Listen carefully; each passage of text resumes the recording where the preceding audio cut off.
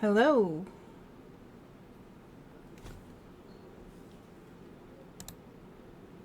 Hold on. Why? Can you say something now? Hello? Okay. Let me just double check the actual audio. Hello? Sounds great.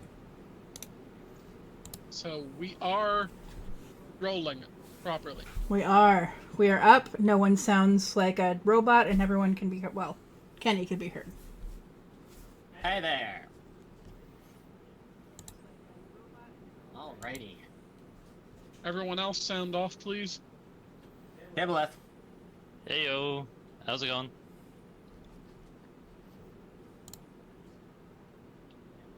Were you able to hear me? Yep. Everyone is coming through loud and clear. Can folks Yay. hear Lex? What? Yeah. Can hold. Alright, good. As I was saying, we're back. Sorry about the hiatus, but everyone is mostly alive and pain thresholds are at tolerable levels. I have had surgery. It was not great. Sorry, guys. So, welcome to episode 20. Let's do a quick recap for folks, because it has been a month. Jeff, would you do the honors? Alright. When last we saw our heroes, I believe we had just done the session where we recruited the Phantom Racer, if I'm not hallucinating. Mm-hmm. You got Gretchen. So, when last we were here, we were aware that Gretchen was going to die. And when we decided to follow up on that, we found out that Gretchen, otherwise kind of a quiet, nerdy little kid who's got no friends and hangs out at the student council, is also living a double life as a racer in illegal street races in a little side circuit on the edge of Whispering Peaks, doing their best the Racer X / the Stig impression, and it's very, very cool. And, well, their death was catching up to them, and in the way it caught up was they had their brakes give out and they went careening off a cliff. We were originally going to have a friend of ours help them res, but there was a Geist called the Phantom Racer hanging out there, who seemed a lot more appropriate for the problem at hand. So we double-checked to make sure our dude was still in on it, and he wasn't really feeling it. After his whole nearly dying again while dead thing. And he wasn't feeling messing around where knives can hurt him. So we talked the Phantom Racer into joining the team. And then they helped Racer X get back alive. And now Gretchen joined up with the investigation team. So we're super excited about that. Having resolved many matters up here on the mortal realm, we're going to go resolve a new problem that we've been wanting to solve for a while, which is our friend Screamer, or rather a friend of our friends, who is a changeling who has been following us through several games, is trapped somewhere in the Underworld in one of the various afterlives. A Kerberoy apparently holding them hostage. And we're going to chase them down, rescue Screamer, bring them back up, and hope they can help us with dealing with the terrifying serial killer that we're dealing with. So that's all very exciting. Jeff, one minor problem. There is some echo. If you could close the partition. Yes, sir.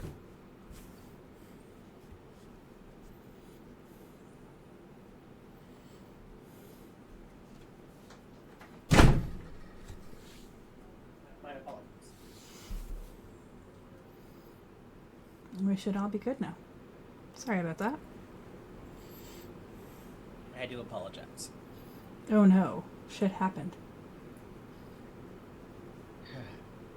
Kenny, I think you're muted. Alright, with that having been taken care of, and apparently I completely forgot that I was muted. Today will be Tuesday, December 26th, 2023. I believe that you've had 3 days in-game. What has everyone been doing over the past 3 days? Let me... downtime actions. Here we go. Sorry about that. Oh. It's... All right, I'll get started then. Yeah. On day one, I used our old trick with the Memoria to help bring Daffodil from a rank 1 ghost to something that's capable of being communicated with and has something resembling a personality. Daffodil being the wife of the butler of Ethan's house. So, they used to be the housekeeper there until she died. So I did my rolls. Okay. Most people do end up having to lose their job when they die. Anyways, after making the roll regarding Daffodil's death, the old head maid, we witnessed as the old head maid was gathering up some of Barlow's good silverware that was used for a business meeting to bring it downstairs for washing. Roger was hanging behind the corner from the stairs with a 2-year-old Ethan. Roger is coaching little Ethan in baby talk to push the maid when she rounds the corner towards the stairs. Little Ethan comes out and hugs the old woman before wandering back. Roger rolls his eyes and tells him to watch. Then as Daffodil starts descending the stairs, he pops out and gives her a push. She falls down the stairs, with a heavy silver tray landing on her back. Roger laughs and tells little Ethan that he can try it next time with the butler. On the second replay, Daffodil's ghost gets a warning of the impending push and drags Roger with her. The trauma resolved, Roger's Barlow is removed as an anchor, and Daffodil's ghost is promoted to rank 2.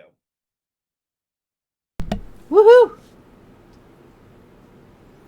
So we now have the ghost of a housekeeper who hates the shit out of Roger Barlow on hand to assist us with all of Ethan's day-to-day doings.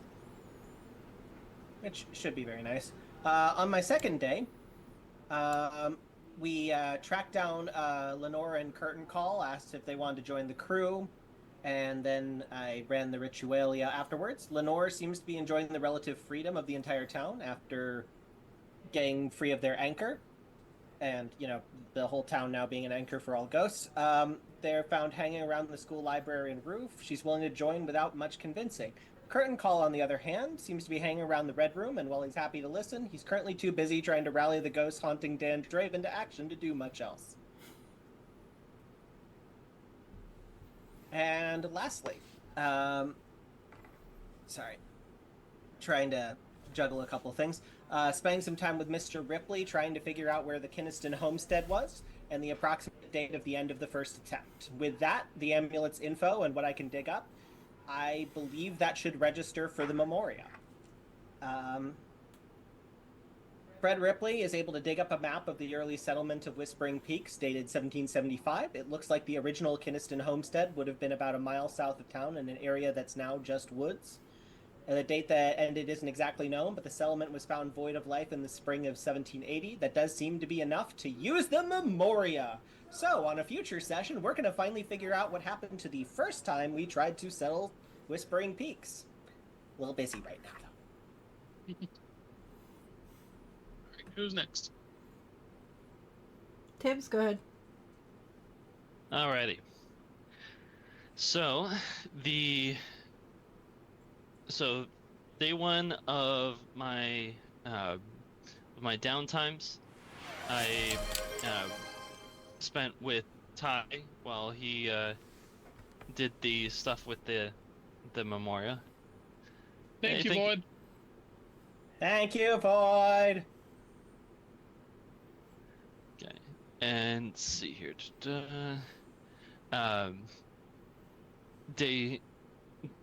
Day two for my downtimes, I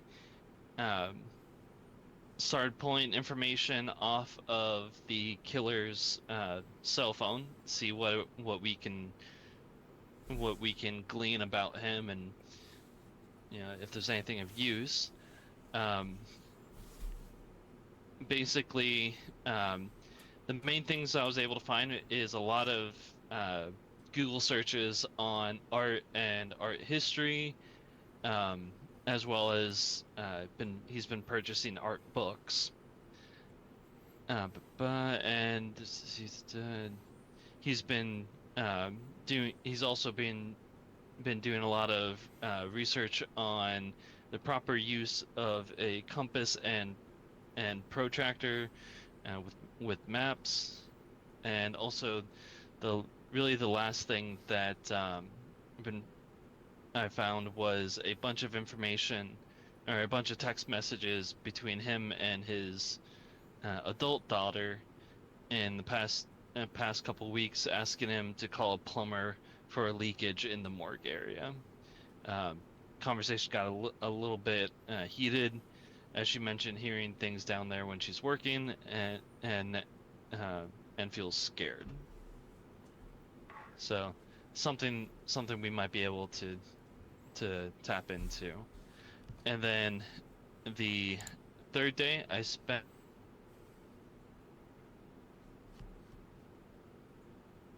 attempts, so got a bit of a boost for the next time that I do that. Hold on, guys. Did we lose the stream? Everything on my end just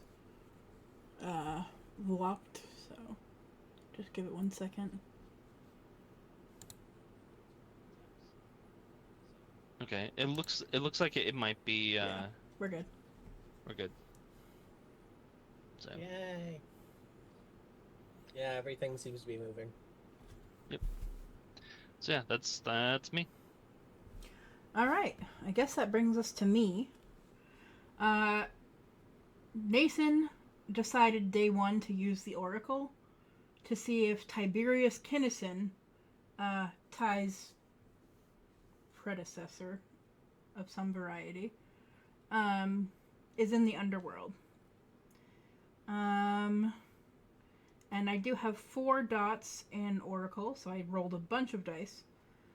And the Oracle gave me a vision of a shadowed figure wandering through a palace carved from onyx before fading away.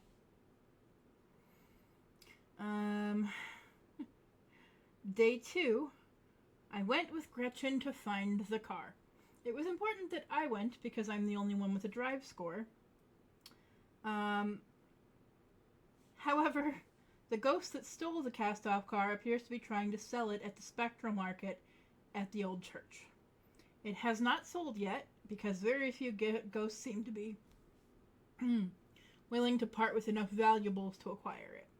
So, now we have to figure out how to buy a stolen car. No, sorry, hold on. Buy a stolen ghost car. At least we don't need to worry about the VIN numbers. True. And day 3, I used the Oracle again. Because this was kind of a one-trick pony week for Nathan. He's like, fuck yeah, I paid a lot of experience for this. And we went to find a drill in the Underworld. The Oracle gives me a vision of a nest high in one of the trees in the Wood of Suicides, made out of desiccated twigs and spectral bones. A flying Chthonian approaches to drop a single shoe on a pile of cast-offs.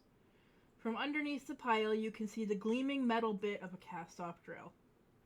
So we have to go back down to the Forest of Suicides and climb into the trees. And fight a Chthonian that flies. To fight hopefully dodge a flying Chthonian and retrieve a ghost drill bit.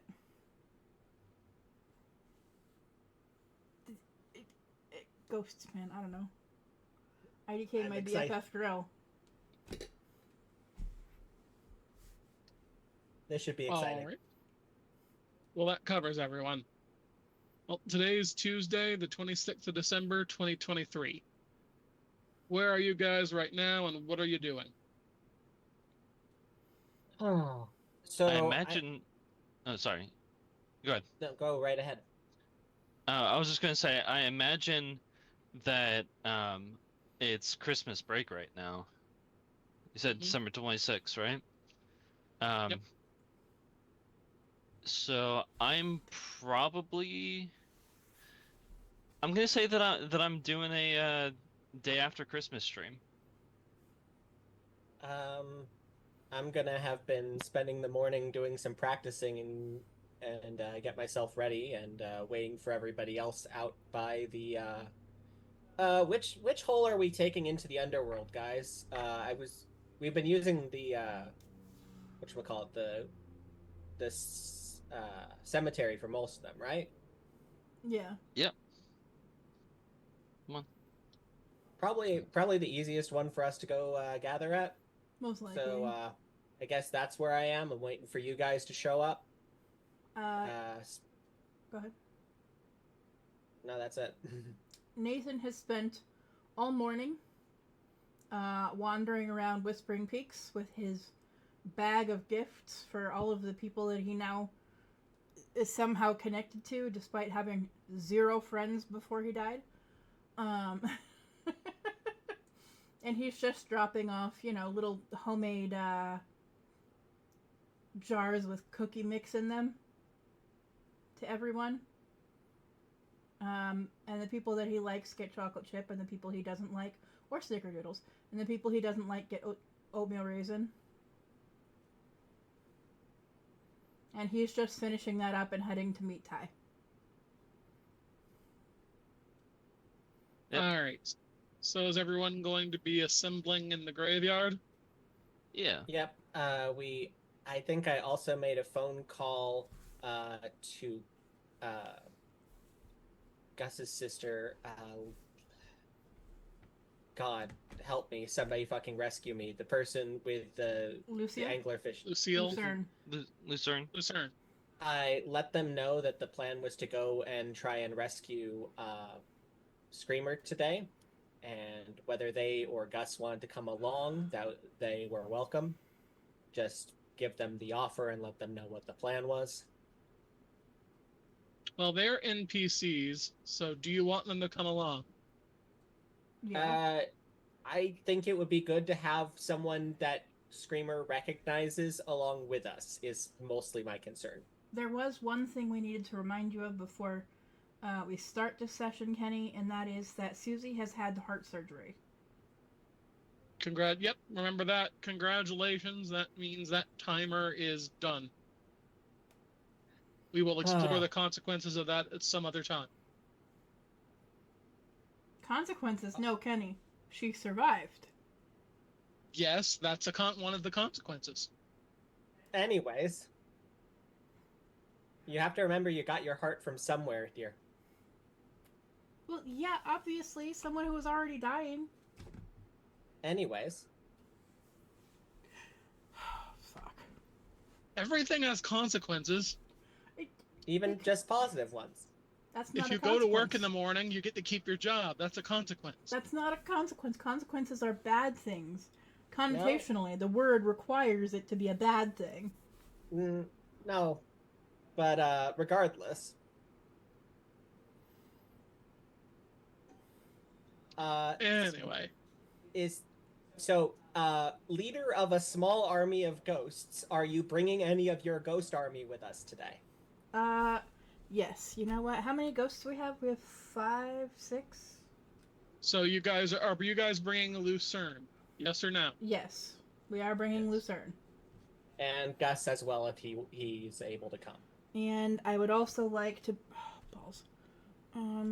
Give me 1 second. I have to change channels so that I can pull up the character sheet for Monsieur Moneybag.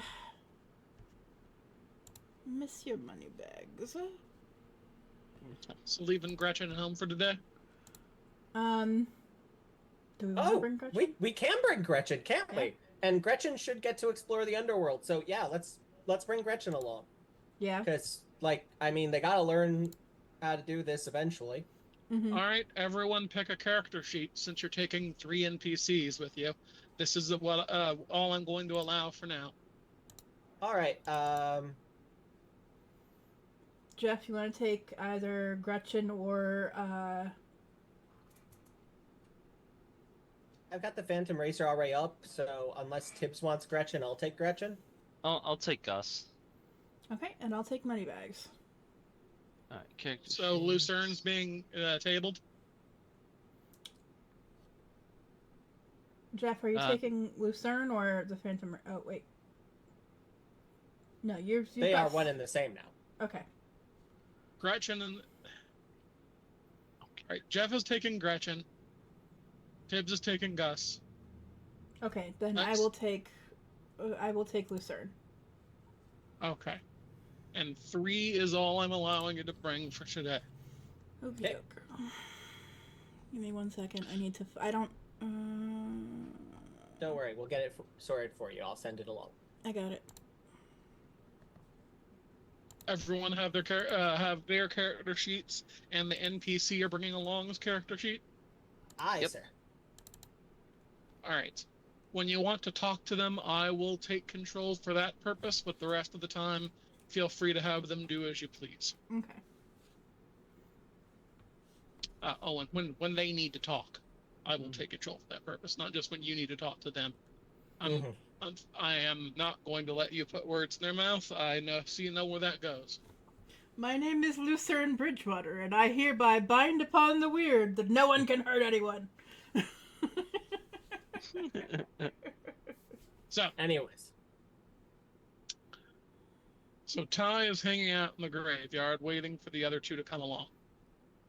I'm having a casual chat with everybody's favorite gravedigger as I wait for everyone to arrive.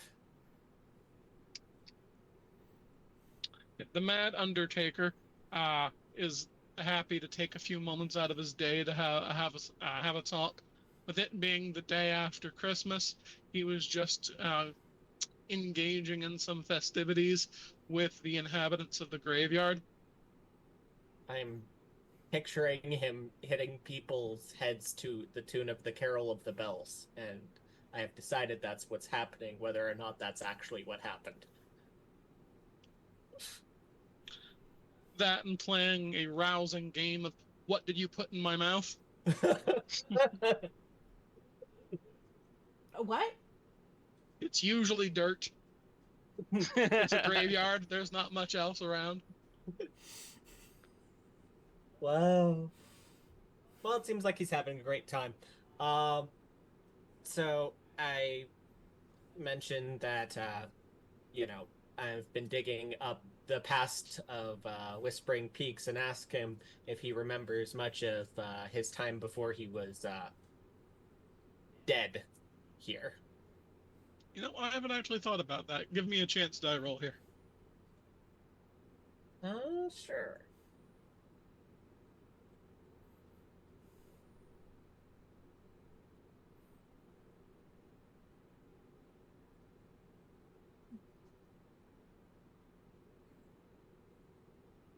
Nine.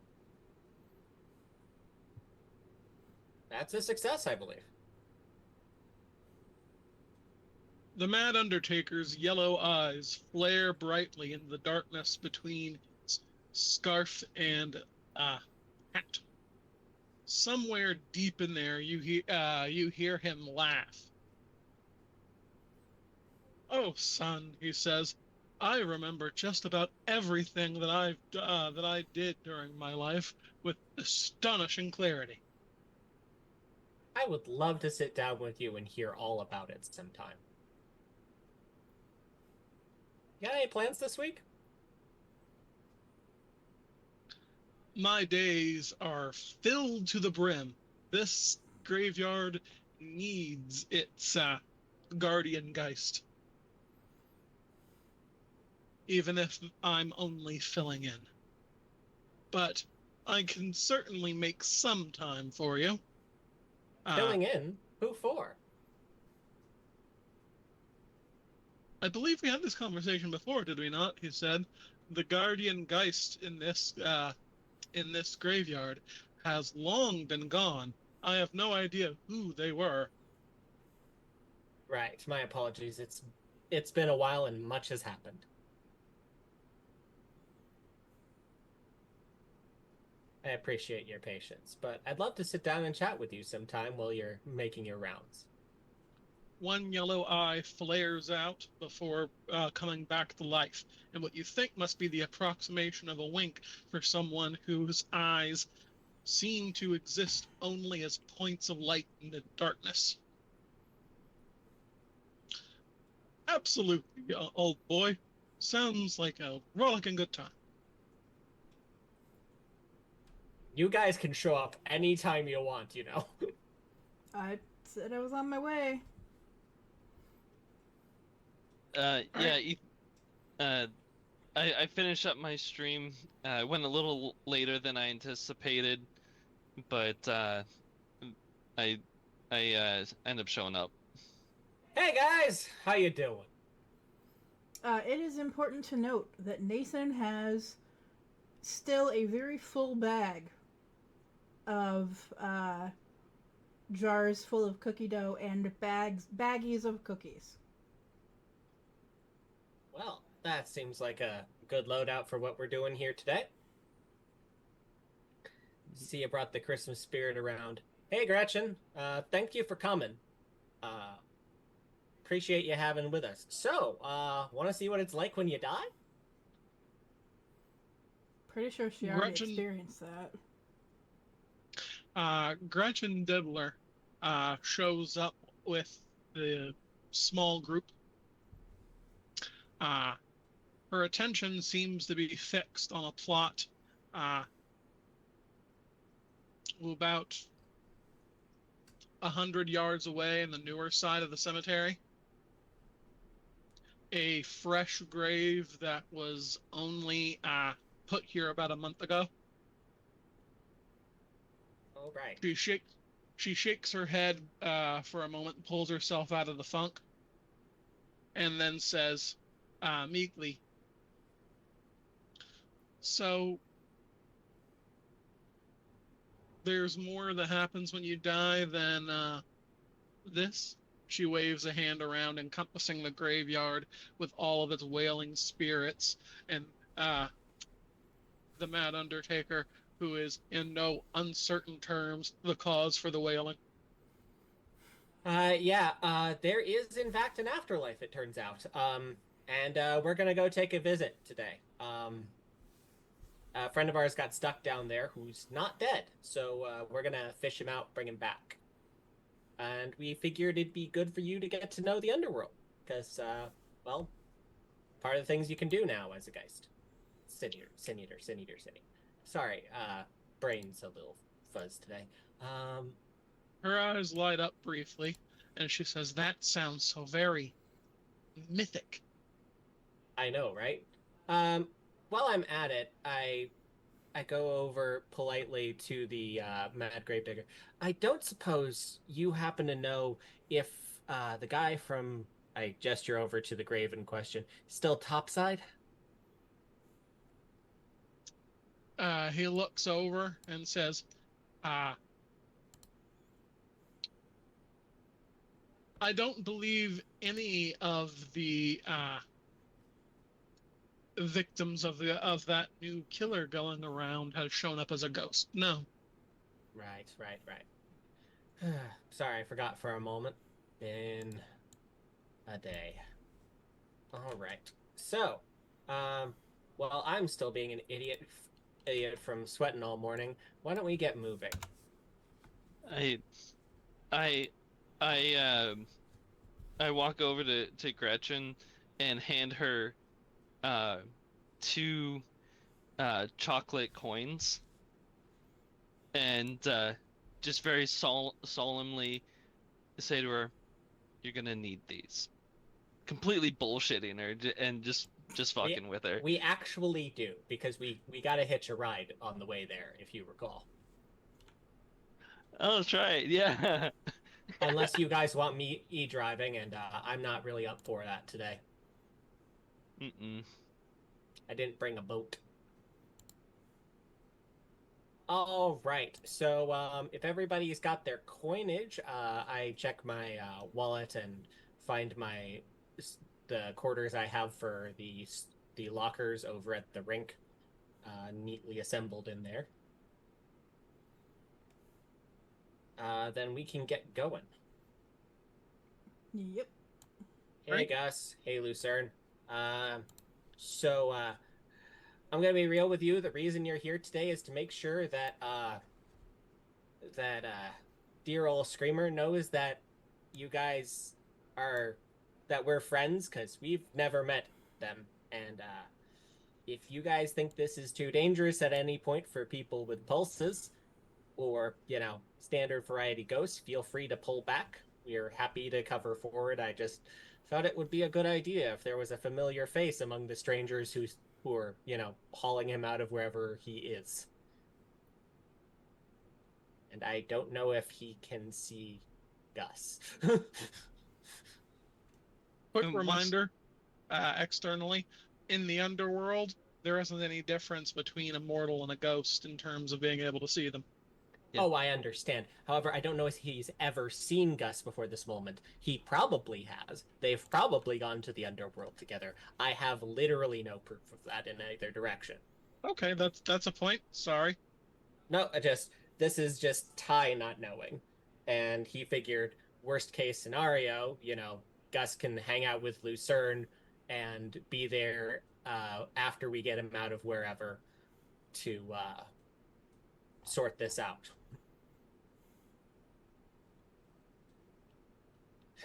There was Alrighty. some thought put into this. Lucerne nods grimly. You guys have put your noses to the grindstone to find the boss, and if we're needed to drag him back out of there, then so be it. All right. Well, uh, nothing to it but to do it. I go up and write the words on the gravestone and wait for it to open. The mausoleum door opens in the familiar way, revealing the long, long staircase to the underworld, dripping with water that flows from above. Abandon all hope, ye who enter here. And we head on down. Gretchen seems fascinated by everything, although her glasses keep fogging up and she has to stop multiple times to clean them off. Eventually, as per always, you step out onto the shores of the river Styx, and onto the dirt road that leads to Purgatory Junction. I reach into my bag, actually, and find the defogger I use for my hockey mask, because we have the goggles that protect the eyeballs, and offer it over to Gretchen. Stuff works wonders, I swear. She thanks you very much and takes it to clean off her glasses. All right. All right, you guys may not remember it because it's been a long time since we took the tour of Purgatory Junction. But there was a designated pier district for finding a ferryman to take you somewhere. Oh, cool. Yeah, that was probably in the first handful of episodes, wasn't it? Yeah, and you guys said, "Oh, nice," and then never went back to the piers ever again for any reason. Or so it appears. we've had a lot going on. So welcome back to Ferryman's Wake. Purgatory Junction is a ramshackle city on a small island in a what you might call a man-made lake where four of the underworld revers meet. Thus the name. Several equally ramshackle jetties jut out from the side of the little artificial island that the city is built into, and are hammered into the waters that swirl around it. Up on these piers, there's several little shacks where folks have built to live or hold their various supplies for their nautical goings about. But the real draw of Ferryman's Wake is the name, the namesake. At the edge of the piers, past all the fleets of little fishing boats and houseboats moored around, from various fishers of cast-offs and Chthonians and the various travelers, there's always at least half a dozen ferrymen docked there, silently standing in their boats, waiting to take passengers somewhere. I think we need to. Sorry.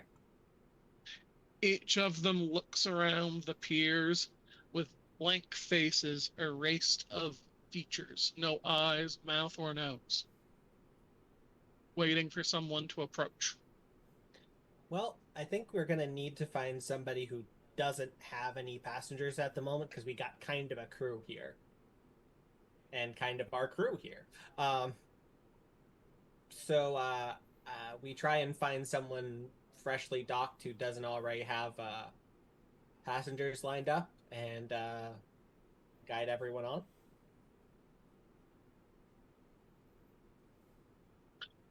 Who wants to roll a chance die here? Sure. I did the last one. Let's see how my luck goes tonight.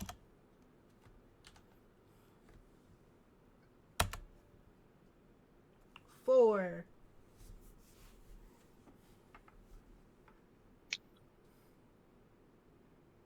The services of the ferryman of Ferryman's Wakes is much in demand.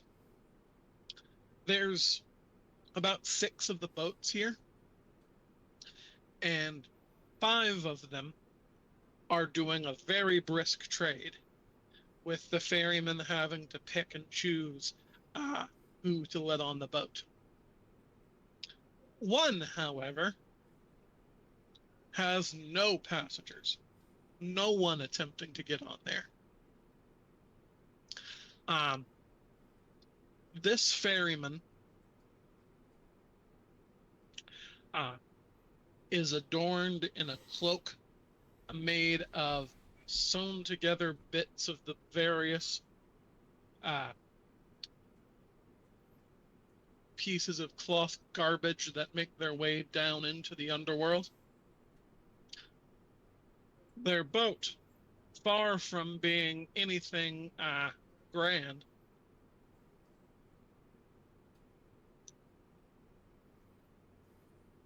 is a raft with a tent pitched up in the middle.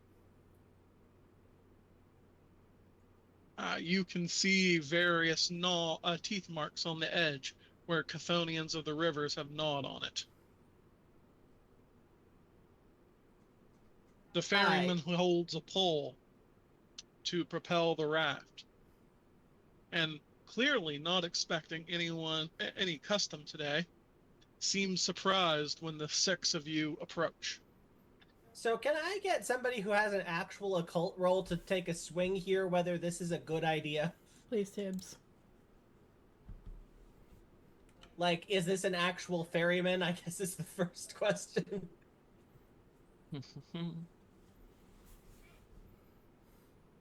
2 successes. Well, they're missing their face, so if they're that committed to the grift, they're probably a ferryman.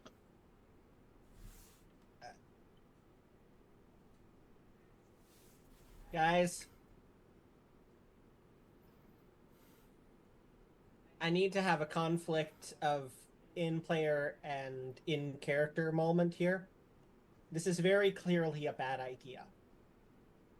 But it is very interesting, and I also might get to roll my combat dice today.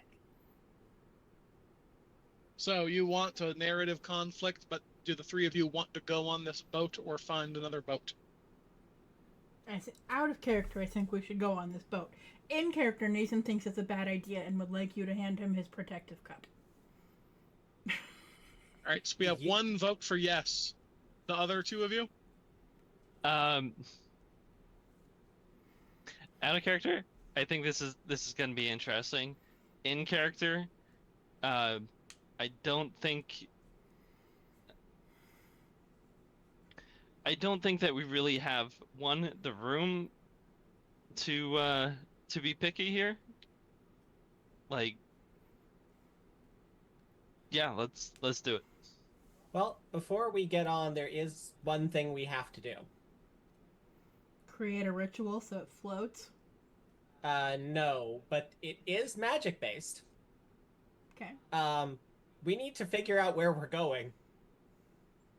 And I'm afraid that Mr. One Trick Pony needs to do his trick pony dance. Me? Yes. Okay. I'm afraid we need to break out the oracle real quick. Alright, so Nathan's gonna sit down on a bench and consult the oracle. And Nathan's got a cup of water that he puts a toothpick in so it can float around. Right? So what's your oracle score here? 4. Oracle. All right. At 4, descent. Let's see. The Sin Eater can answer a single question about the Underworld. Which afterlife is Screamer in or near? All right. First, we're going to need to make all of our rolls. Yeah. So Oracle plus Synergy, please. And once you've done that, we'll need to ask how many charges you want. I think just the one. Probably. So I have 8 synergy, 4 oracle, 12. 3 successes. All right, so that's a success. Let me just make sure real quick. You're paying 1 plasm. I just want to see if this is one of the ones that has... Yes, okay. So the Oracle, since you are at 4, you get the free enhancement from rank 3, which gives you 2 charges per plasm on Consult the Oracle. Okay. So... If we need a follow-up question, we have room for it. Yeah. And it will be 3 plasm to answer a single question about the Underworld. So that'll be 4 plasm.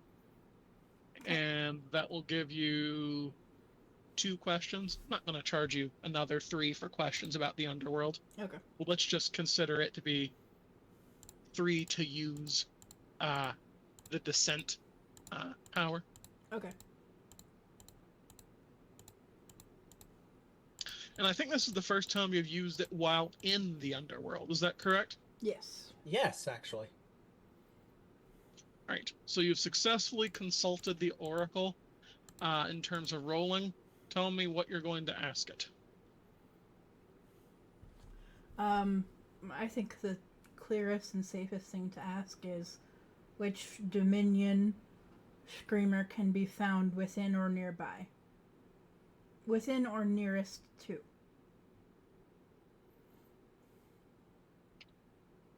All right.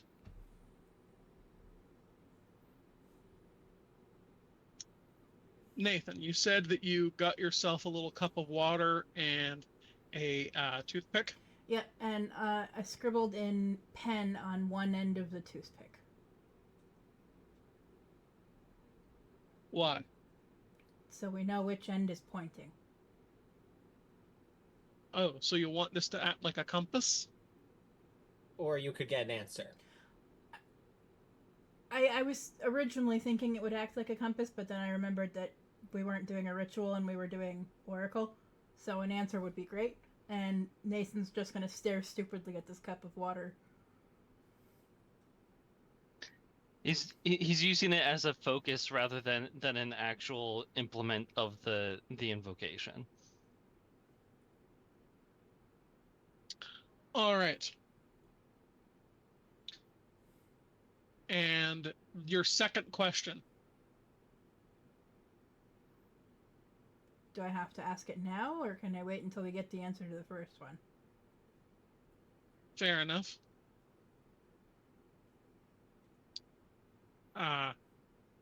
The winds of the underworld whip up into a frenzy surrounding Nathan, gathering the dust from the pier into swirling shapes in the air, which for just a moment solidify enough to make an image hanging in the air of a squat, dark prison and a bridge leading off to it.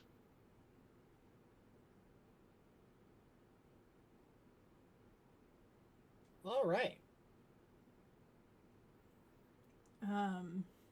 There were no signs, I'm assuming.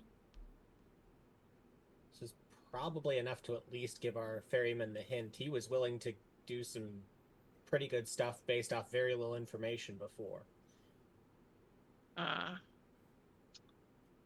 You do see a sign at the gate.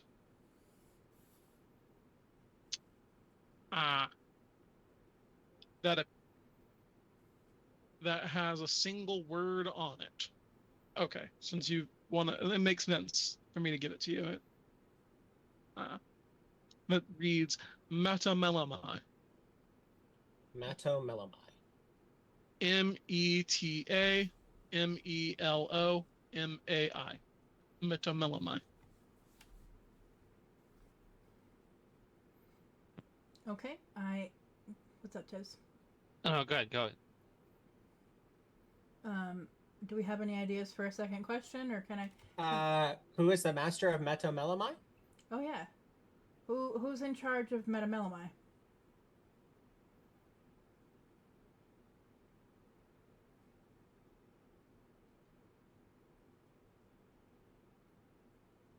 The winds die and the image held in the dust dissolves. The toothpick that in the cup that you were holding jumps out of the water, poking you just enough to make you drop it. And the water of the underworld rivers splashes across the pier, revealing a message written in the liquid for just a moment before it flows away. A single word.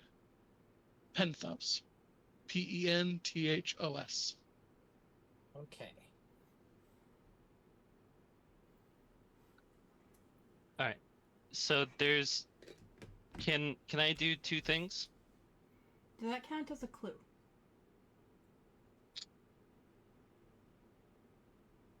What two things? One, I'd like to do an occult roll to see if I know anything more about these two names, or the name of the place and the name of the name of the name Penthos, and also, I'd like to try and so everyone here is considered dead, correct? Except for the four of us Sin Eaters. And Lucerne, so 5. We are dead, actually. We are considered dead? Yes. Okay. Including the ferryman, right? Very dead. I don't Very. think Okay. that Lucerne counts as dead. Lucerne is not dead, but the Sin Eaters are dead. Yeah. So Lucerne is the only one that does not count. Okay. That actually works really well for what the second thing that I want to do. I was thinking of spending a willpower to flare my aura. Cheer everybody up. So if I succeed in this, the living targets gain the spook condition, while dead targets gain the inspired condition. When contesting an aura, this effect supersedes the other aura effects. So Okay. it would it would give give the ferryman and pretty much everybody but Lucerne the inspired condition. Hey, Lucerne, could you stand over there for like 2 minutes, real quick? Okay, While so we you're gonna look over send that. Lucerne away briefly. Yeah. Yeah, just down the hallway, just a moment. Alrighty. All right. It's a radius, so you know. Yeah. The area 10 times synergy, so 40 yards. So not terribly far. And if there's anything we've gotten a very good idea of, it's about how far our liminal aura is from us, because we have to interact with it on the daily. Mm-hmm. All right, and it's presence plus synergy, so that's gonna give me 7 dice to play with, or for my dice pool. Exceptional success. Woohoo. Alright, so everyone nearby gets the inspired condition. Including a bunch of random standbys. And on an exceptional success, affected targets improve their impression by 1, impression level by 1 for social maneuvering. Gotcha. So you're very charming. Guess you're negotiating with the. Okay. And then can I do the intelligence plus occult to suss out those names? Yes, sure. Okay. And I forget, the inspired condition gives me... I believe that's the one where if you roll 3 successes, you get a exceptional success. But let me triple check.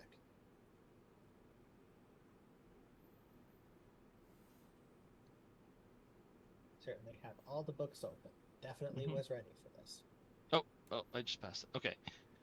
You spend an inspiration to spirits as a great 6. Okay. Yeah, three successes is an exceptional, and and regain a point of willpower. Alrighty. 3 successes. So first things first. 1, the aura flare. Mhm.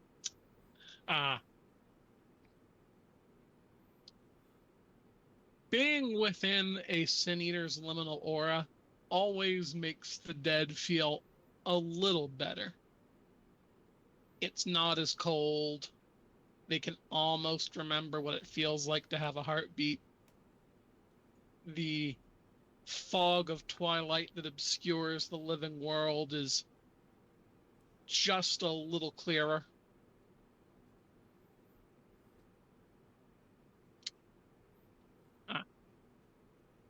But the aura flare gives a brief but deep feeling of returned life, like spring washing over everyone nearby.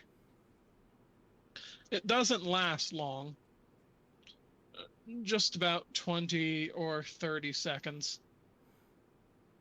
But that's enough for folks who haven't felt that way in years, decades, perhaps more.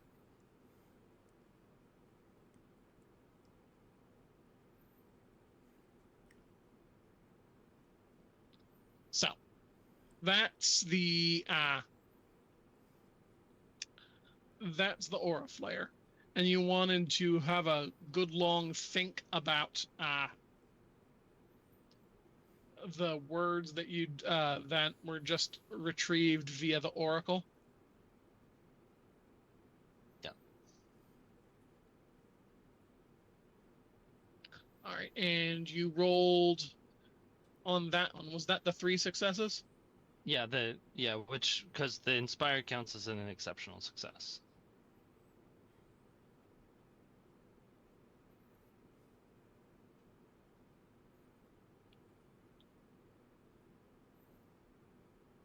So, first off, the word metamelamide does ring some bells.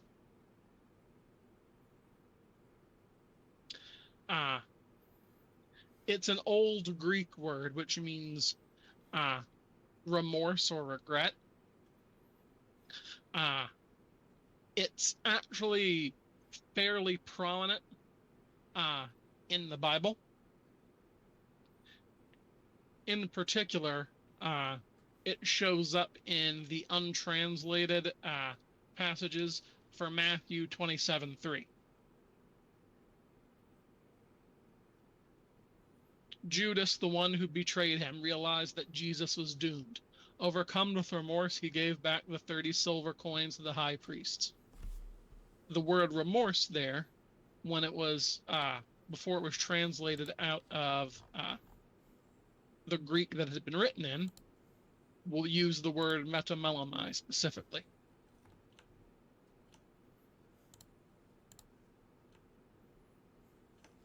Gotcha. So this is a place of regretting and repentance. Second, the name Penthos.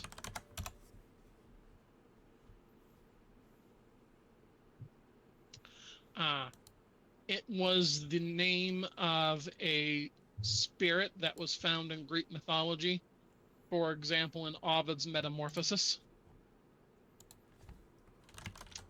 That was a personification of grief and sorrow.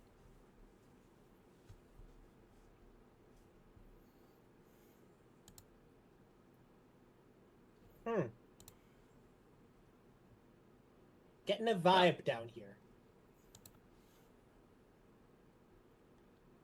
You remember he showed up in Ovid's Metamorphosis, Virgil's Aeneid, and a few other places.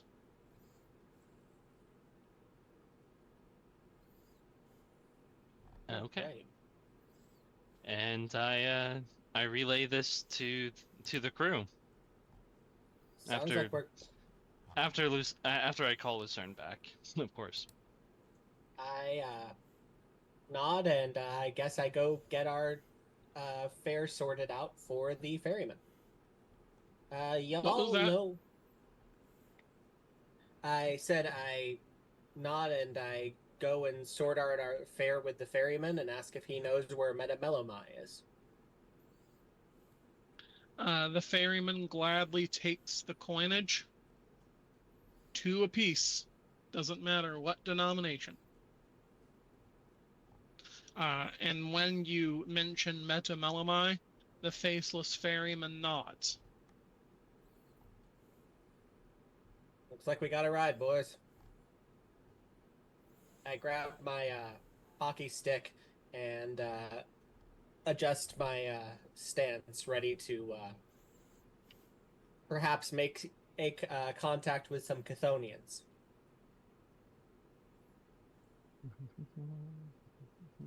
All right.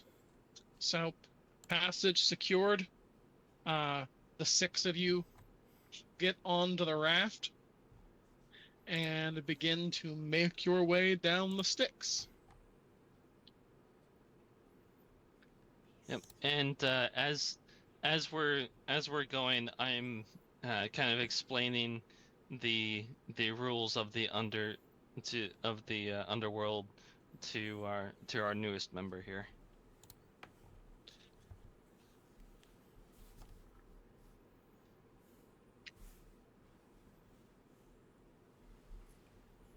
So,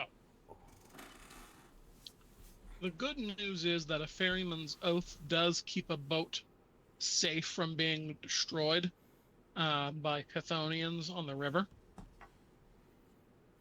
The bad news is that it doesn't necessarily mean Chthonians won't notice. Okay. As you make your way down the river, you see a skull coming out from underneath the water. Partially. Not entirely. It's long, but hard and a little hard to identify.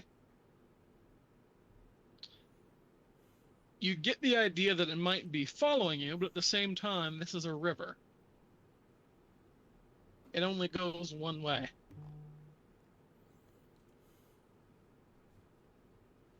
Uh, However, the sense that the skull is focused on you is confirmed when several minutes later, the rest of the skull pops out of the water. Long, vaguely equine, sharp teeth atop a long skeletal neck. It peers down over the raft, looking at the six of you on it.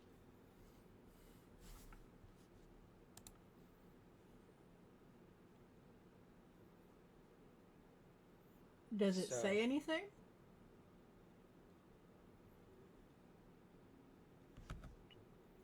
Let's find out.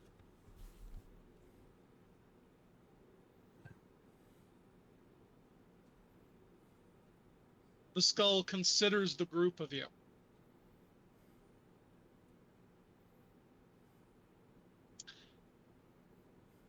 After a few moments of observation, the group of you get a sense that that you think you've seen something like this before, though not exactly the same shape. And then eventually it dawns on you. It's in roughly the same kind of shape as that old shitty photo of the Loch Ness Monster that's been doing the rounds since before you were born. So, guys, I get the feeling this is going to follow us to our destination. And while we're safe on this boat, I don't know if that stops being the case the moment we step off. So here's what's going to happen. I'm going to step off first, and I'm going to make some friends. And then you all are going to move. And then when you all are a nice distance away, I'm going to break off contact. Does everybody understand? Do we have our running plans in order? Does everyone know what to do? Sure, but can't we just ask him to leave us alone? Excuse me, sir. Hold You've on. kind of got to. Wait, what were you saying? Were you talking to the Chthonian? Like, yes, at your prompting. Why don't you give it a shot then? Persuasion plus presence? Okay. Would this count as de-escalation for getting him to leave us the fuck alone? Sure. Okay. No, not tool. Roll. I'm gonna save my willpower in case I need to re-roll. I definitely Take need that. to re-roll. And I'm inspired, so 3 is an exceptional success, and I say, "Excuse me, we've paid our fare just like everyone else. You can be about your way."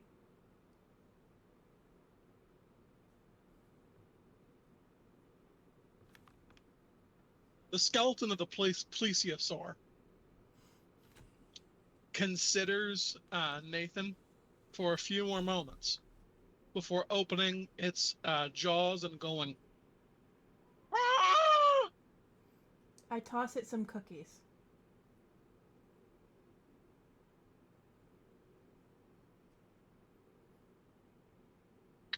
It takes the proffered snack and swallows it, although where it goes you have no idea. It dives below the water, breaking the surface one more time to place a smaller Chthonian on the raft, and then swims off. You can see its trail as it makes its way through the water in front of you and out of sight. Looks like you gave him about 3.5 cookies. Well, I mean, there's 5 per package, but That's about 350.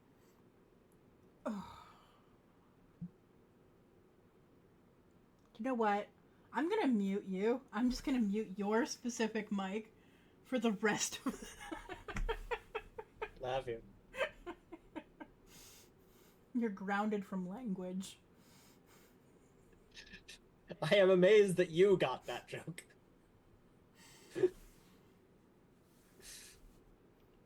So, I guess I go investigate the Chthonian that is now on the raft. The small flopping Chthonian looks vaguely like fossils of trilobites you've seen in books, except this one's moving. Can I pet it? It makes some high-pitched squealing noises. Do you like your fingers? I mean, yeah, pretty attached to him.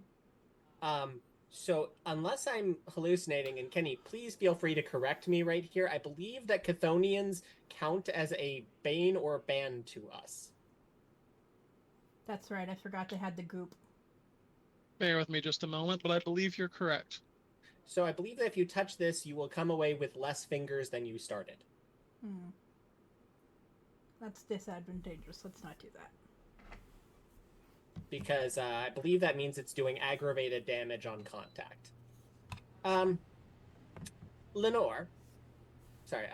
Lucerne, I don't know how to ask this in any more polite way, but there is literally nothing I can do about that.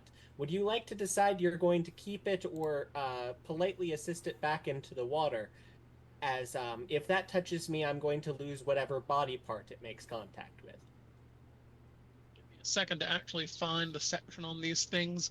I know it's here, but for some reason, the book is not playing me properly. So, while he's looking that up, can I pose a science experiment?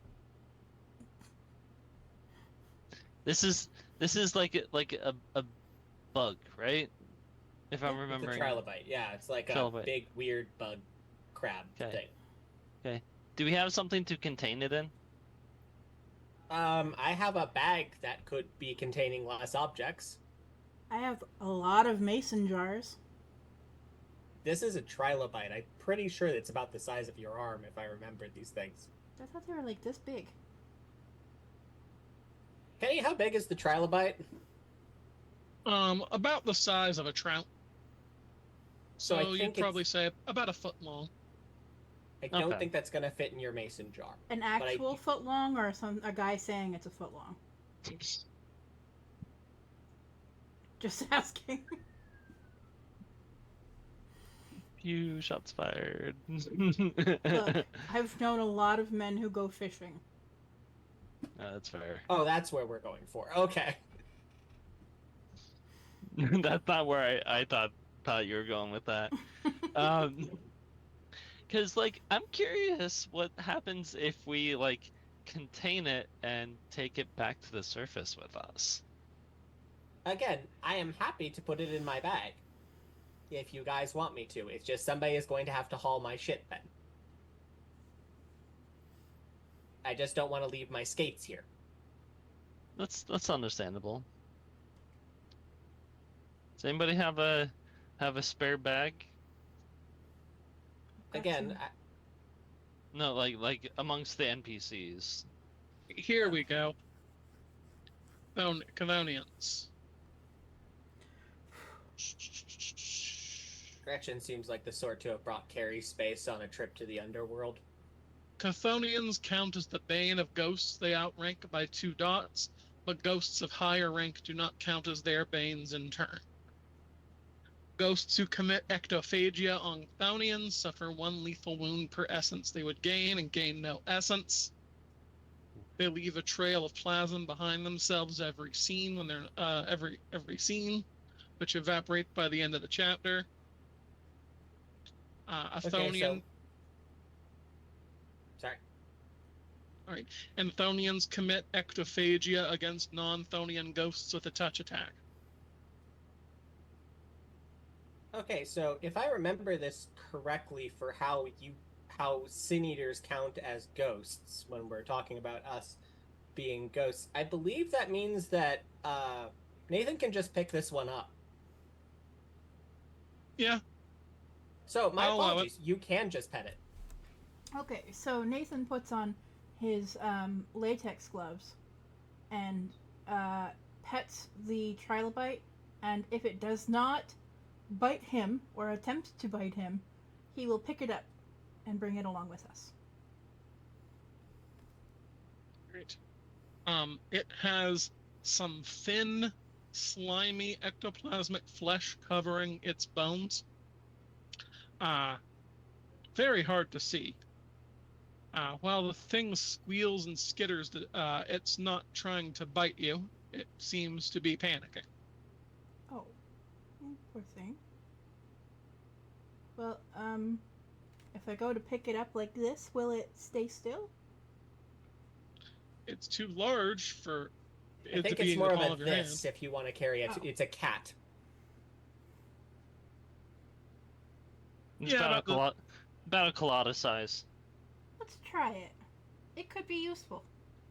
It could enjoy it. It could be like a little vacation for the Chthonian. Are you taking Trilly with us? That's also now his name. Yeah, I know.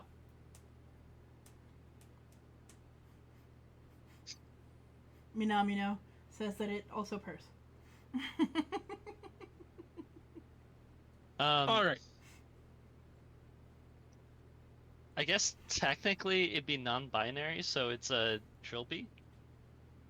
That's a hat. Sorry, that was a bad joke. Please do not put this on your head.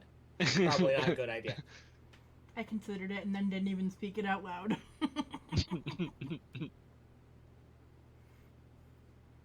Anyways, I guess we wait until we get to our destination then?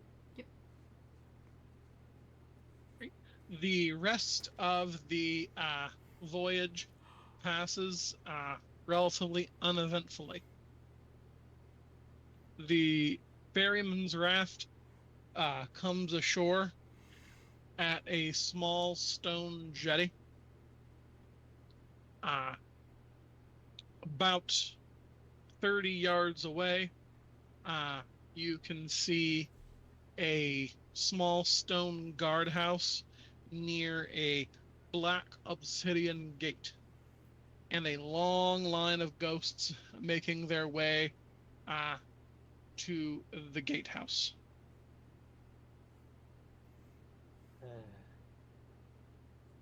So, straightforward question.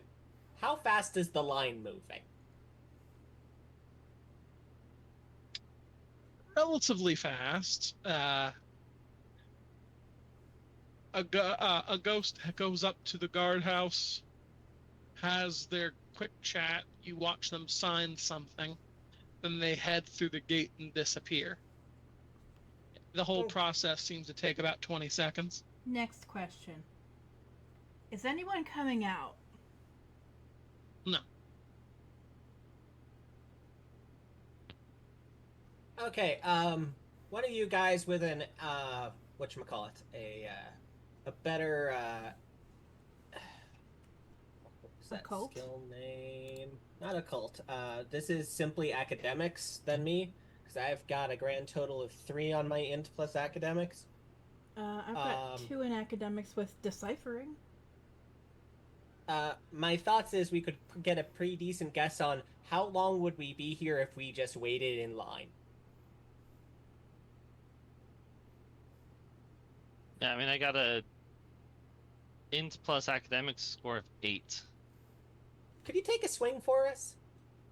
Because I think that's just basic math. Yeah. Just, This is one success. Oh, right, so you want to yeah? No, I'll ask after this. Sorry. So you want to size up the line and see how long you think it would take you to get through it by waiting 20 seconds or so? Yeah. Per ghost? Yeah. Okay. So you take a walk to see how far the line goes.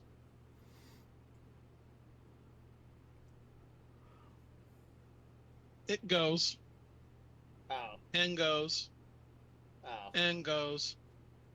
After walking about 300, 400 yards, you don't see an end to the line. So the answer is no.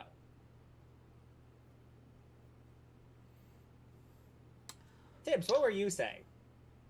By the way, from what you can see, and the last area that you decide to give up at is a small hill. You can see the line continuing down that and across the way. You think at the very edge of your vision you can still see the line, and perhaps even the line doubling back on itself. You predicted it'd probably take a good few months. Okay, so here are my thoughts. You guys tell me what you think. I think we go up near the front of the line and we use our lovely inspired condition with some social roles, and we'd be like, hey, do you want some cookies in exchange for letting me go in front of you and adding 20 more seconds to your time? So because you already used the inspired condition, the 3 successes, it's now the condition is resolved. That's fine. You resolved your condition and got your beat. But not everyone has. I cannot be the only person with a social role that we have tonight. I know Lucerne can't because she's alive and ran the fuck away from the inspiration, but maybe Gretchen? Alright, well, take a look at all of your character sheets. Gretchen is not going to be able to make this roll for us, but actually, I have a different idea. How about we just try and walk straight through the door, guys? We're not here to register to live. We're just visiting. And that's what we're going with. These guys are clearly signing in. Yeah, are there any signs above the areas where they're checking people in? No. Are there any open areas where people would ostensibly be able to walk in? Look, okay. So you're gonna case this area and see what there is to see. All right. Yeah, looking at it from. Go on. Yeah, can I take a perception swing at this? Maybe Sure. again. Sorry, just trying to help. Tibbs, you also want to percept? If I remember correctly, that is his worst roll. Ah. I'm feeling inspired, so that's an Okay. exceptional success. Okay, so from the jetty, you were looking slightly uphill at the gate, at the guardhouse and the gate. So that didn't tell you the whole story. Looking at it from here, you get to see more of the area. So the guardhouse itself isn't very large. It's about the size of a large closet or maybe a small cubicle. It's made of stone, and there is a small desk up front with a window for the guard inside to interact. In the back of the gatehouse, you can see a couple of chairs, a table, the basics of someone that someone might need who's going to spend their entire day and night possibly out here. The obsidian gate is built directly into the stone of the cavern, of the Underworld cavern, and appears to lead from here to lead absolutely nowhere. However, it is positioned in such a way that you need to pass by the guardhouse to get through the gate.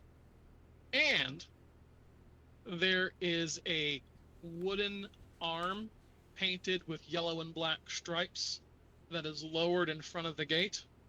After someone signs the document for the guard at the gate, he raises the wooden arm, lets them through, and lowers it back. So if you're planning on going through without speaking to the gate guard, you're going to have to crash through it. It doesn't look like it would be difficult to crash through, but you'll have to.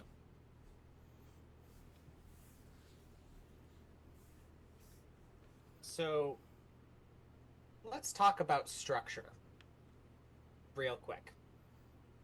Because this is something Ty actually remembers, because he had it drilled into him by a certain scary old man down by the sea.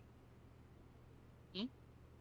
The first person you run into whenever you're entering one of these places explains the rules to you as you're going into a domain. That's clearly who this guard is. That's The gatekeeper, yes. We do not want to go in here without knowing what the rules are. That's very dangerous. Yeah. And I'm willing to bet crashing that gate is going to start us on having broken the rules. So I think we either need to get ourselves forced forward in line, or we need to balls as brass just walk up to there, ignoring the line. I'm down to ignore the line. So, may I suggest whipping out your most rules don't apply to me vibe and marching the gate? I mean, I've got Synergy 8. I can just, like, brass balls it up there. Well, this is probably going to be like a presence sort of thing, but, like, even still, you're going to kick ass. And if you're going to use Synergy, how are you going to use your Geist to do this? I mean, she's the prom queen. Everyone makes way for the prom queen. The crowd's split for the prom queen. You want to give that a try? Yeah. All right. So we're going to let the prom queen up to play. She doesn't need to be unleashed for this or anything. Oh, good. All right. Can I roll to assist? I got a decent presence. Let's see. So the prom queen is going to manifest. For this, roll her power. Okay, 1 second. Sorry, I just have to. Would you take an assist in the form of a presence plus intimidation roll? I'm not going to be able to let you guys assist the Geist. That's fine. Simply because their stats are very different. Okay, so she's got power 10, so am I just rolling straight 10? Yes. Yep. It's not a bad dice pool. Yeah. 1 success.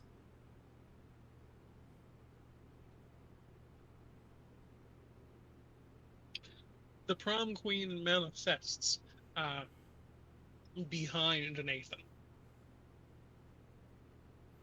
Her dress is just barely dragging in the dirt.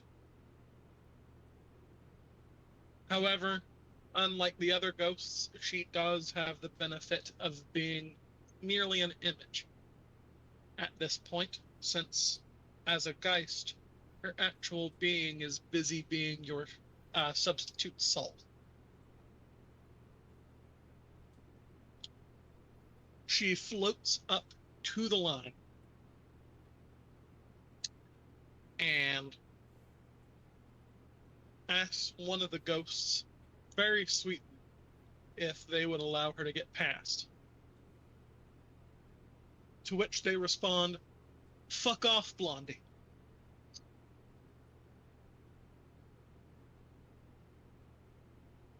So,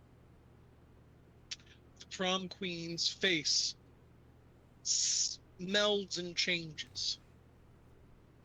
The skin flowing away as her jaw drops down to her stomach, and she wails, "Step back!" The entire line that can see and hear her takes multiple steps backwards, until a dozen yards back, the final ghosts who did hear it and get some warning, bump into the ghosts that did not hear it, causing them to fall over. This domino effect proceeds downward a good 100 yards or so. Okay, guys, we move. We move. Nobody gets a chance to react or think. We move. We're heading right for the door. You gotta grab these moments and just fucking own them. We're the prom queen's entourage. We go. Trilly is with us. Alright, so you're heading up to the guardhouse? Yes. I'm gonna have to get you a leash for this thing, aren't I? You can't leash a Cassonian. That would be completely rude. A collar, then. Fine. That's a status symbol. The gatekeeper in the guardhouse doesn't react to this scene. You get the feeling he's seen things like this dozens of times before. His matted, shaggy black hair falls over his eyes. He's pale, a little dirty, and the uniform he's wearing is so old and threadbare that if you were topside, you'd think that it would probably fall into dust if you touched it. He has a badge, but it's so tarnished that you can't really read what it says. All you can really see is one letter of what's probably his name, and it's an O. The gatekeeper blinks at you twice and says, 6 of you coming in? Yep. Plus Trilly. The gatekeeper looks at the Chthonian, shrugs, and then hands over a clipboard and 7 large, heavy metal keys, each of them corroded. Sign in on the second sheet. The top sheet has the old laws. Read them thoroughly. You're not allowed to take the sheet with you. Hey, person who will remember everything no matter what, would I you can't mind hear giving... you. Hey, person who will remember everything no matter what, could you take a quick look at that top sheet and remember everything? Yep. We also have a cell phone that we can take pictures with, correct? Done it before. Ty takes a photo. Hold on a second. I Can I get silly, guys? do what you like, dude. Go for it. We're carrying a trilobite with us. I don't know what to do at this point. I have a Please remember, don't touch anyone with that thing. I have a ghost laptop with the let's see, where is it, the sign numina. Now, when I read through this paperwork, is there anything? What's the verbiage regarding like agreeing to the rules and stuff like that? What's the verbiage on that? The paper only says, doesn't have like any sort of agreement or anything on it. It simply reads at the top, "Welcome to Metamelamai, the prison of regret. Rules." And then it has a list of 6 rules. So what Okay. are the rules?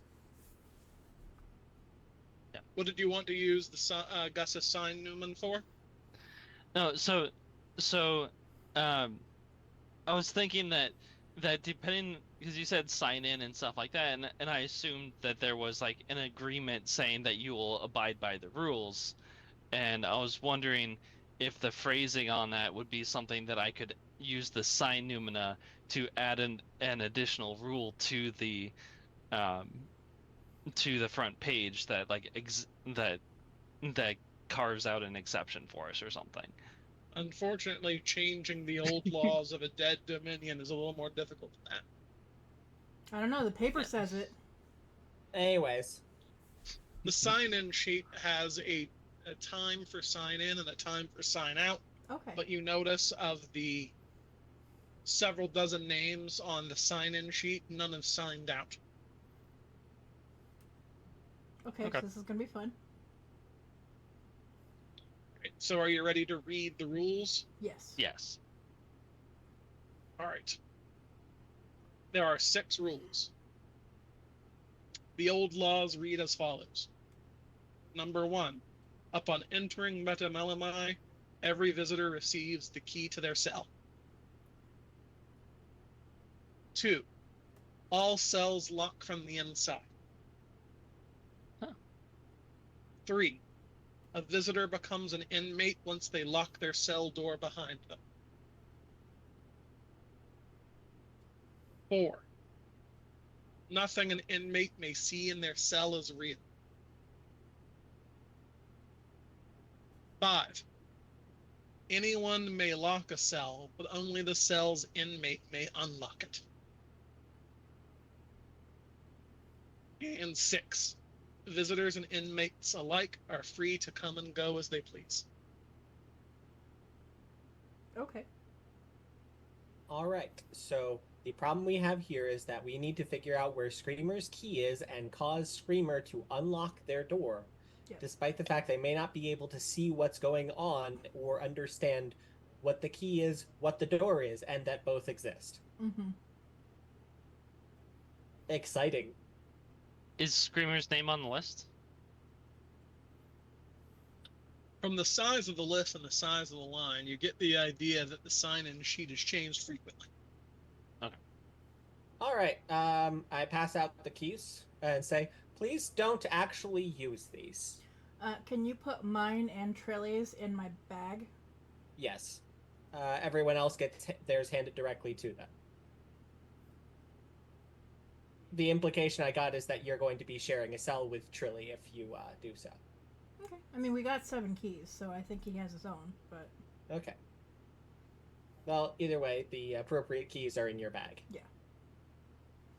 Let us wander in. I sign in at what time, whatever time it is.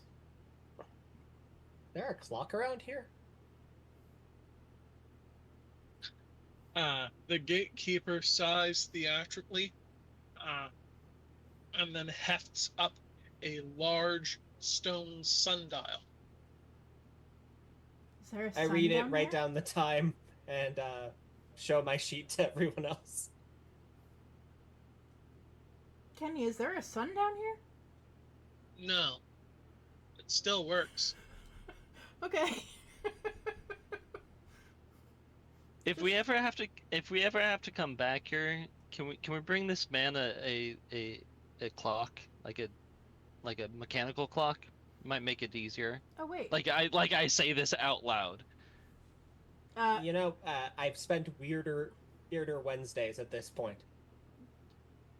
Nathan has a watch. It's one of those little old Casio calculator watches. Yeah, but that's kind of hard to show across, like, you know. I was just thinking we could gift it to him. Oh, I mean, if you want. Would that get us any preferential treatment? Probably not. Find out. Okay. Can one of you take off my watch? I'm sorry. I Ben. undo it relatively easily and pass the watch across. Probably easier to move around than the stone sundial there. Our gift to you. The gatekeeper takes the watch, looks at it briefly, attempts to gnaw on the strap until he realizes what it is, and then clumsily puts it on his wrist.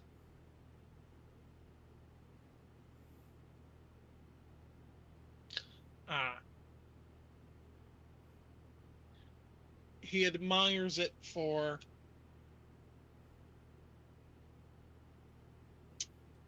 far too long, you would think.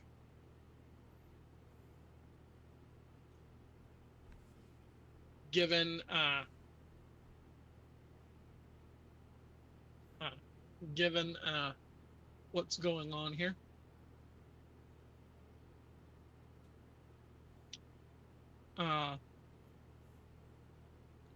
But after several minutes of staring at the watch, he takes the old sundial off the countertop and then says, wait a moment, I want to see how well he takes this. Oh dear.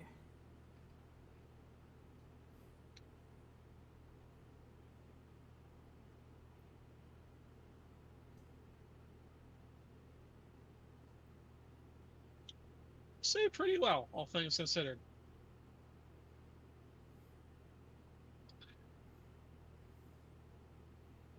He looks at you, the three of you, the six of you, conspiratorially. I know sin eaters when I see them, and I doubt that you're coming to stay. So, just between you and me, he hefts up some strange instrument that you haven't seen before. Vaguely sort of harpish, but also kind of weirdly like an ancestor of a guitar. Liar! All the strings on it are broken. He takes one of the broken strings off and hands it to you and says,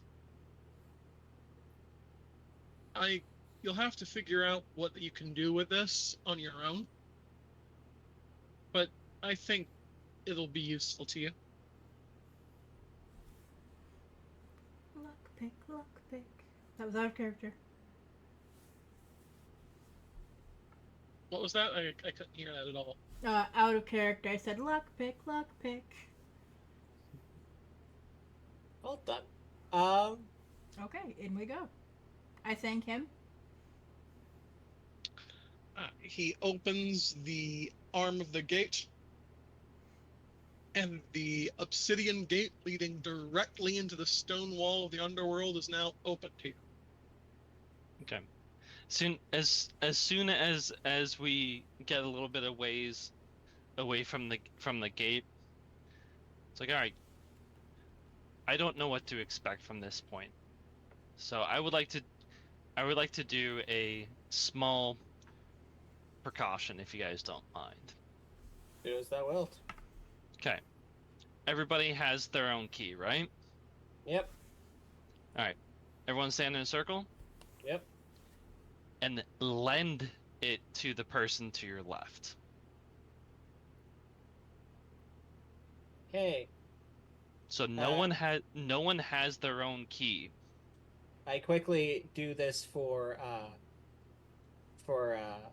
Nathan and Trilly. I just take both of their keys and swap them with mine and Gretchen's. Okay. Yeah. So no one has their key right now. Nope. That means no one can lock themselves in. Awesome. Smart. So, I guess we just need to start looking around the prison for our dead man. Not dead man. Not dead man. Oh, Which makes it a lot easier. Actually. We grabbed Screamer's bag last time, correct? When we were at his campsite? Mm-hmm. Yeah. Which means... Polestar. Lucerne has the contract of Polestar, which... Hold on, let me find it again. Holding a piece of the target in their hand.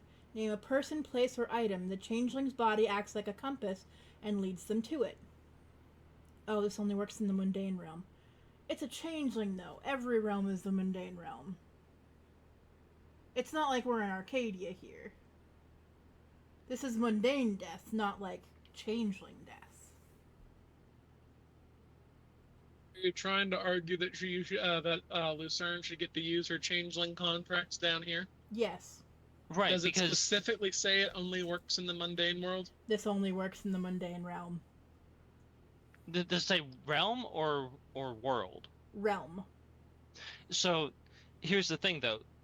Death and the underworld is a natural part of the world. It's not something supernaturally imposed by fairy. Yeah. Yeah, what Tibbs is saying. Fine. Fine. That is a heck of a justification, but it's not like you're going to get any other chances to use changeling contracts. And by the I'm way, sorry, but Tibbs, I'm going to need you to bark for that one. Thank you. There is no dice pool associated with that. It is instant and it lasts for a scene. And because she's a beast, she does get a +2 dice on Clash of Wills to uncover a hidden target.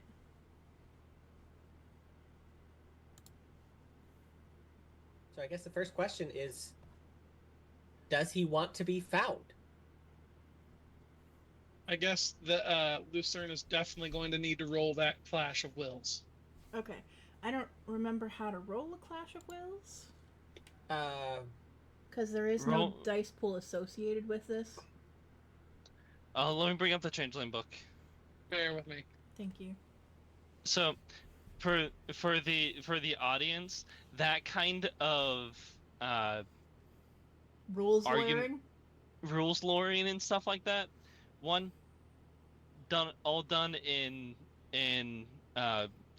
fun spirit, not trying to like steamroll or anything like that. Mhm.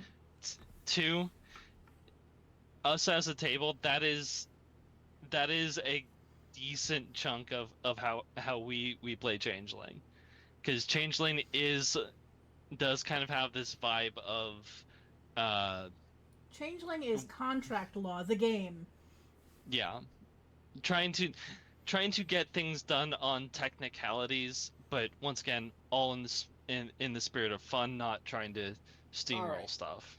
So each player involves rules. Their character's hump plus synergy or ceremony dice roll. So whatever the appropriate stat associated with that thing plus your synergy. My synergy? Well, I guess their power stat here. They're weird. Yeah. Yeah, each player involved rolls with character's weird plus an appropriate finesse attribute. I looked at Changeling the Lost here, since it's a changeling rolling this. What about wits? That makes sense.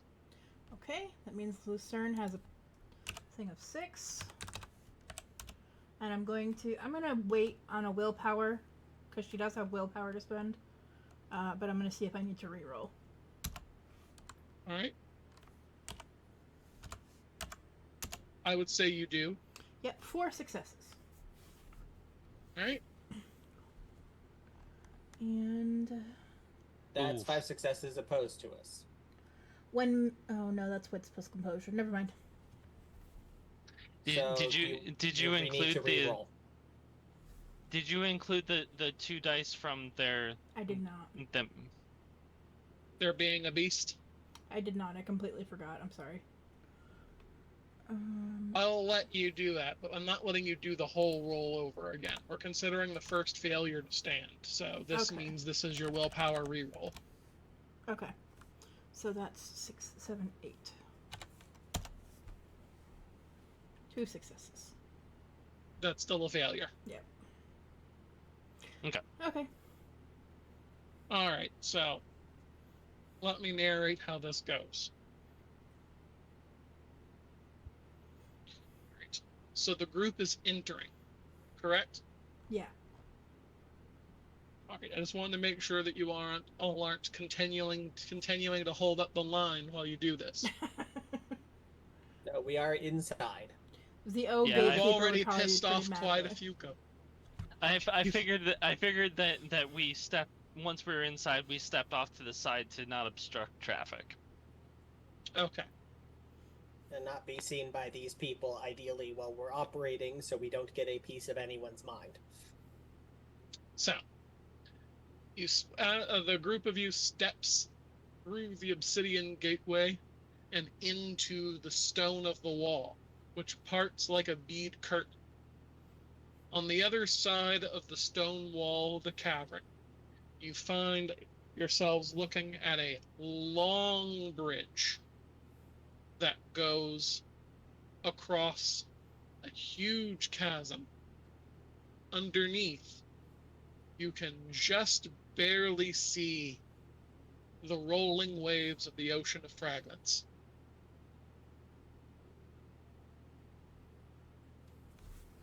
At the far end of the bridge, there is a chunk of rock hanging from a number of huge chains, not unlike the ones that you have seen recently from the tableau. Except these chains are somewhat thinner and smaller. It looks like this place used to be hanging from hundreds of these chains, but now you'd guess about a dozen or so are left, the others having eroded away or snapped long ago. The prison itself is a squat stone structure with the sign bearing its name over its inner gateway. Ghosts pass through the wall behind you and make their way across the bridge one by one, occasionally in twos or threes, but usually one by one. Lucerne has an idea on how she might contribute and tells you guys that she's going to do some of her magic bullshit. She stops to cast the contract of the pole star, and as she does so, she feels an immense presence fighting back. The group briefly sees a small light flicker a couple of inches away from the top of her forehead before dying out. And in the prison, there is a central tower that rises above the rest. You see a light turn on in there.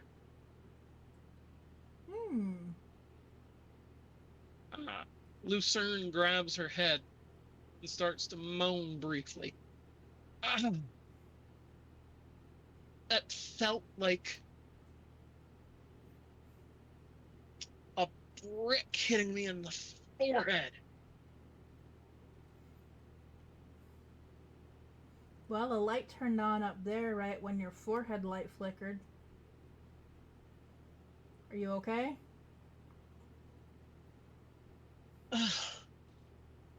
I don't think it's bruising, she says, pulling out a compact from her bag and looking at her forehead. So I guess I'm fine. But, God, that hurt. Hey, do we still have that diary the dude had in his bag? Screamer's journal? Yeah. I flip it open to the date that he was going to be coming and visiting here. I mutter that aloud. I mutter the name of where we are, Metamelamai, and the name Screamer, which is just as good a name as any other. Are you going to use the Memoria? He is on his way towards an afterlife in this moment. I believe this is a significant moment, and if left to his own devices, I am certain he would die. There's a decent chance the Memoria could grapple onto this, and we could follow him as his arrival to where he's being held.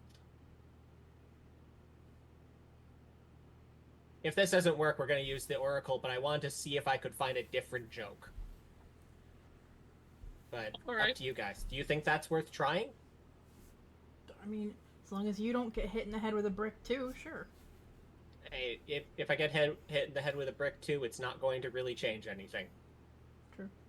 Put your hockey mask on first. All right, roll synergy plus the Memoria. All right. I'm going to turn a key because I don't have the massive dice bonus here. Because I'm only swinging. I've got 8 dice here, but I am expecting a thing to happen in a moment. So I'm going to turn the key of stillness, and I'm going to shut the fuck up for a little while. That means I get to add 4 extra dice, so we're rolling 12. Damn. Big All right. hitter. Nice. That's an exceptional success. I am spending 3 plasm, and I am not buying any extras.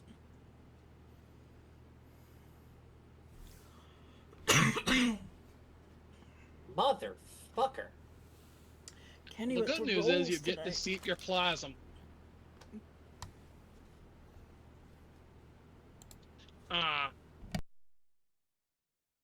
As you begin to gather plasm within you to recall the Memoria,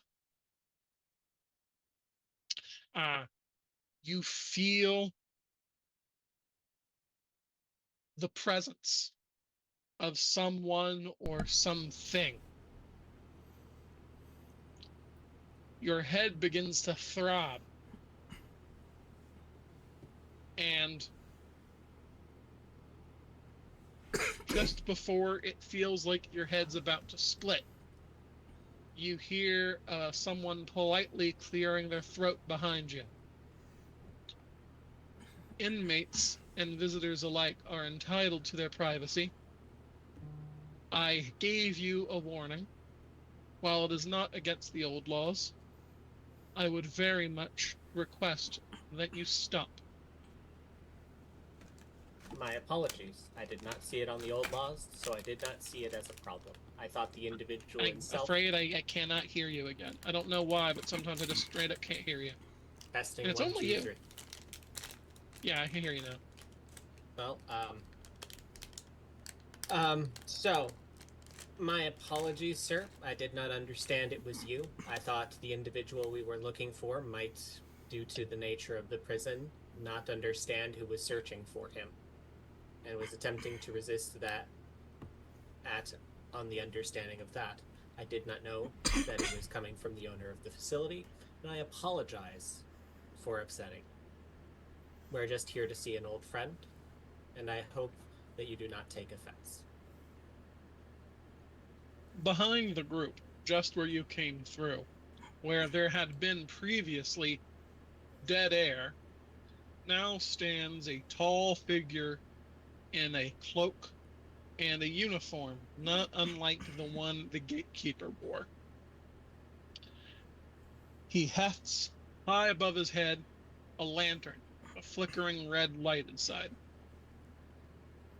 You get to see the face of the figure. He's gaunt and pale, with dark rings around his eyes, looking like he's barely slept more than a couple of hours per night for years.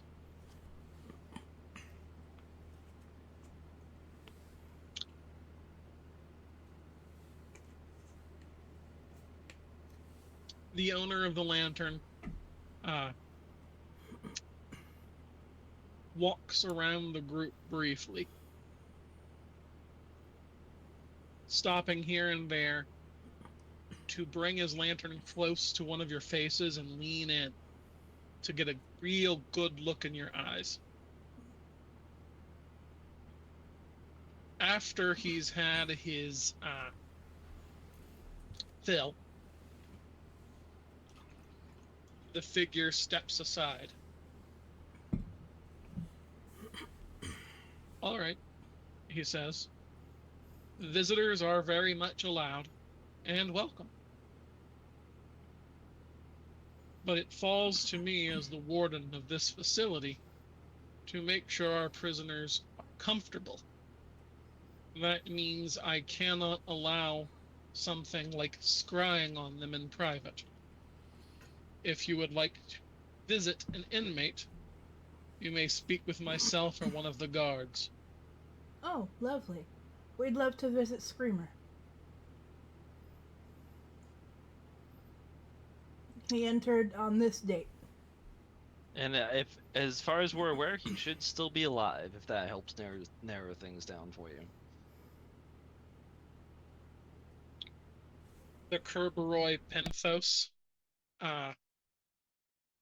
nods.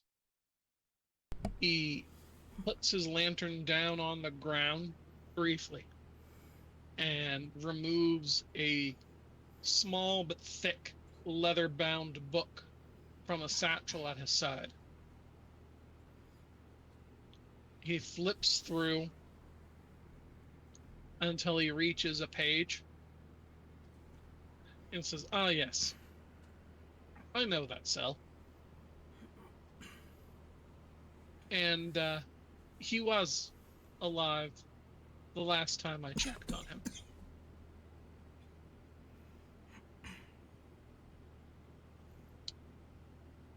That cell will be on the second floor. And what a coincidence, he says, smiling. Your cells are very close by. If you would like to take a moment and see what the facility has to offer you, if you choose to spend your time here as inmates.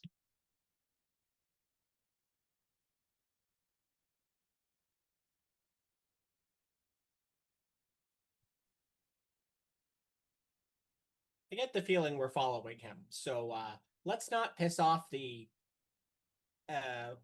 Kerberoy until we absolutely have to. We all good on that one? Yep.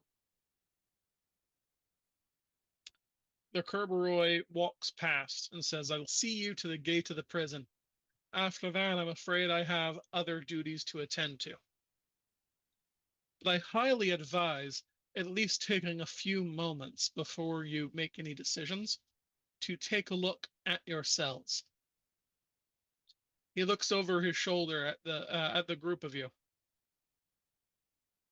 "I see among you 4 sin eaters, 4 members of the living dead, 1 a ghost like most of the inmates here, and the last," he smiles briefly,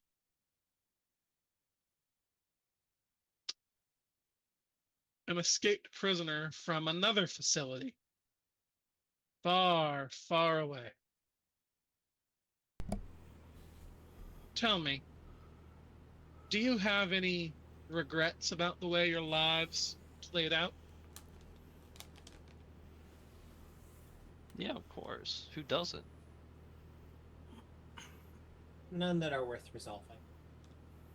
I stare straight forward, eyes going to 1,000-yard stare.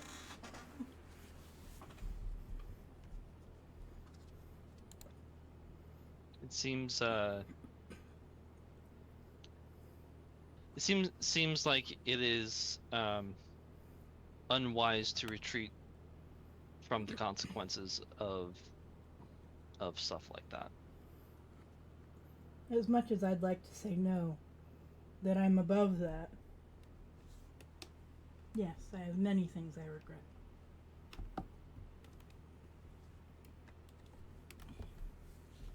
Should your regrets be as heavy as you say they are,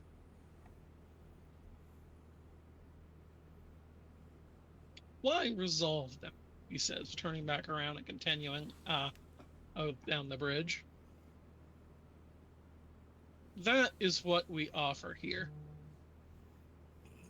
Everyone has regrets.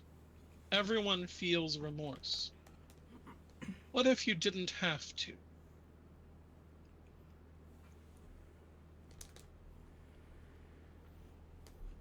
What if you never said that hurtful thing?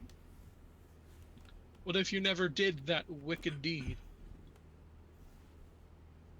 What if my grandfather never died? Perhaps. What if you ran away from the consequences? What if you stopped growing? You prevented yourself from learning. You sound angry, Sin Eater, but let me remind you where you are. This is the Underworld, the land of the dead. For the majority of the inmates here, the consequences have already occurred. There is nothing to run away from. There are no lessons to learn. There is simply existence eternal. This is the epilogue. I can understand that. I could understand the comfort to be found here, but it is about things unsaid rather than things that shouldn't have been. But let us move on. You're right. I'm sorry. I brought in my Privilege. yeah. I didn't place myself in the shoes of your more average prisoners, wards, clientele, and that is a mistake that I won't make again.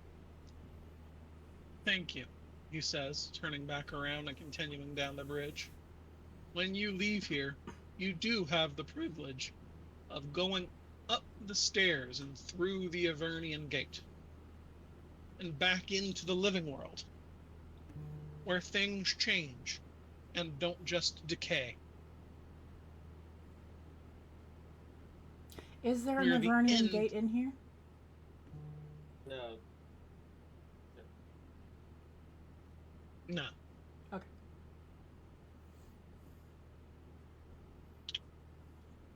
He sighs and says, "Your friend isn't the first living inmate we've had, and it is unlikely to be the last. It's true that that a living inmate may have something outside Metamelomai to live for. But to stay here or not is their decision. I only provide them with the comfort that a regret undone can bring." Well, I've figured out why Screamer hasn't left, everyone. Don't know the details, but I'm pretty sure I know the answers. The group of you arrive at the far end of the bridge. Penthos hefts his lantern and looks at the six of you in turn. All those who live and die have a cell in Metamelomai. If you wish to stay here, you may. By the old laws, if you wish to leave, you may. But you may not force anyone to leave. And after you have left here today, I would like to remind you, none of you are immortal, and when your day finally comes, your cell will still be here. Do we get to keep our key or do we have to turn it back in? You may keep it, he says. Thank you. Everyone's key is personal to them. so it would be of no use to me should you return it. After all, cells here only lock from the inside.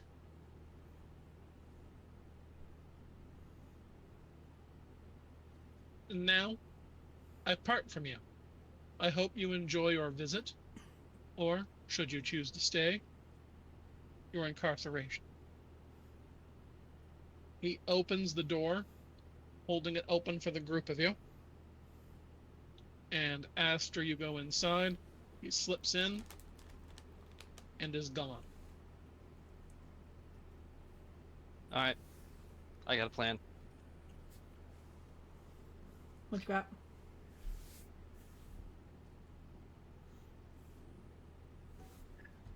Alright. Pulling out some interesting tricks tonight. So I pull us off the to the side in a spot where we're not directly being seen by everybody walking by. I sit down on the ground and I pull out my ghost laptop. Okay. So, if I remember correctly, this thing has a fun little thing that says implants mission. And basically I roll power plus finesse and pay 2 essence. On a success, the subject receives a short vision. Where's the actual here we go. A vision of whatever the ghost wishes him to do and is under the obsessed condition regarding carrying out that mission. Right, so you want to use this on someone? Screamer. Essentially. Well, let's Screamer. find Screamer first and see what the problem is. Because Yeah. I would like to know what's going on with him first. It may be that he's willing to simply open the door. Okay. But this will be a nice backup. So let's head up to the second floor. Also, it will almost certainly cause a question of whether we're going to get pinged, you know? I get what you're saying. Inside, the prison is made of stone blocks, ancient and damp,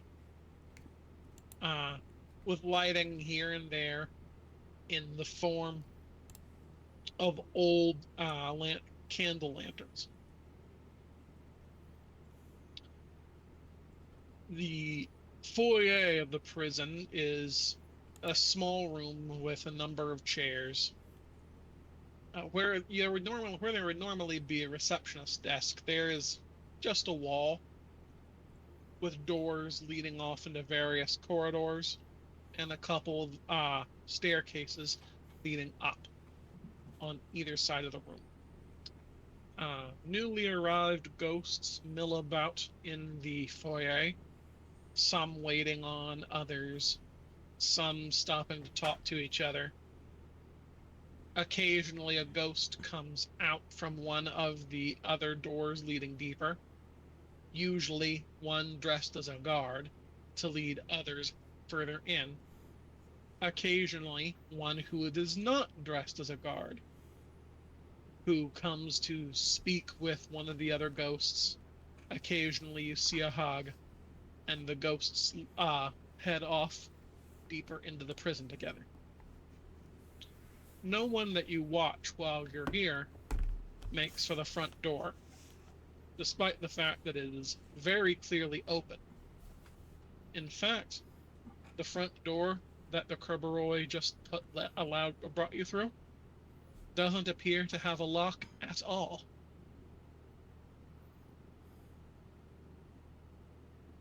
So,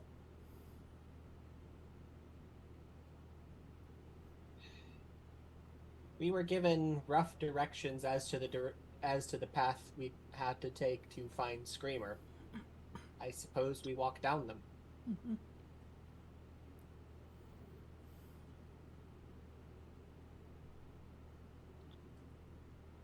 up the stairs and onto the second floor. You pass a number of cells. How many, you can't say. Is that the fourth one or the 4,000th? As you pass them by, you hear various sounds from within. Laughter from one, gunshots from another. Eventually, and you make your way to a cluster of cells.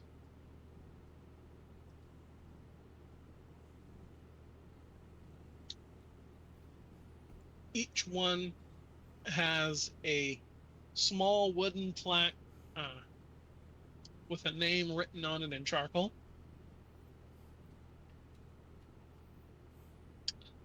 You find screamers, and as the Kerberoy promised, you each find your own as well.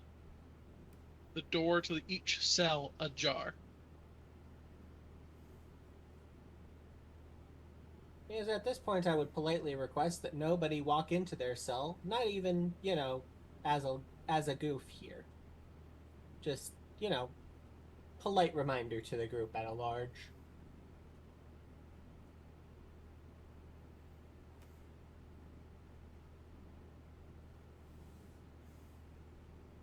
I walk over to Screamer's cell and take a look inside.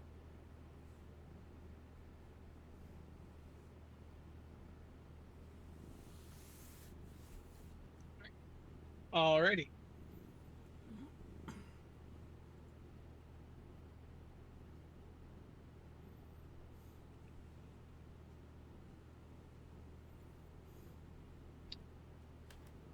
The cell assigned to Screamer has a small barred window in it. From the other side, you can smell sea foam and hear the cries of seagulls.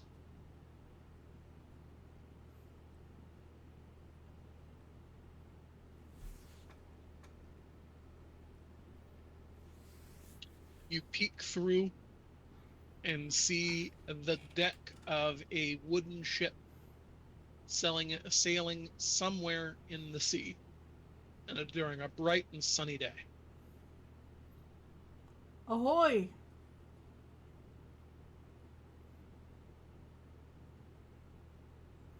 You're gonna just holler through it? Yep. Give me a chance die roll, please. Oh, get your ass off the keyboard.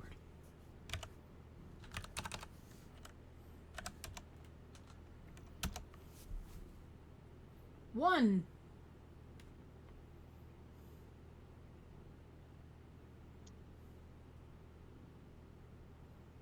There is no response.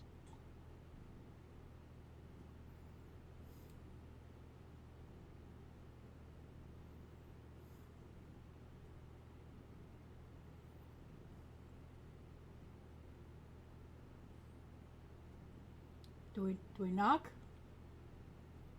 Yeah, give it a try. Why not? Shave and a haircut. Someone else roll a chance die. All right, I guess it's my turn. Yep.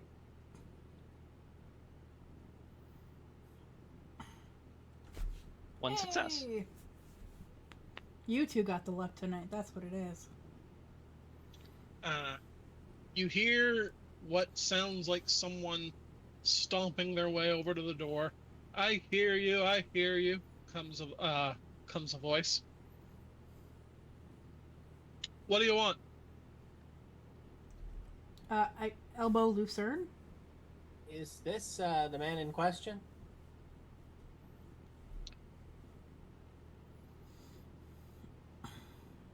Lucerne looks somewhat pale. Her skin is usually a dark caramel color, but right now it is a much lighter shade of brown. That's not him, she says. But I do recognize that voice. Oh. So. Whose voice is it? It's not important, she says. Someone I used to know. Him and Screamer came from the same place. They never really told me much in detail, but I do know that they sailed together. I look down at the label on there. Does it say Screamer on this cell? I'm going to say that it doesn't have that name on it, no, but it does have his real name. What's his real I name? was trying to get it.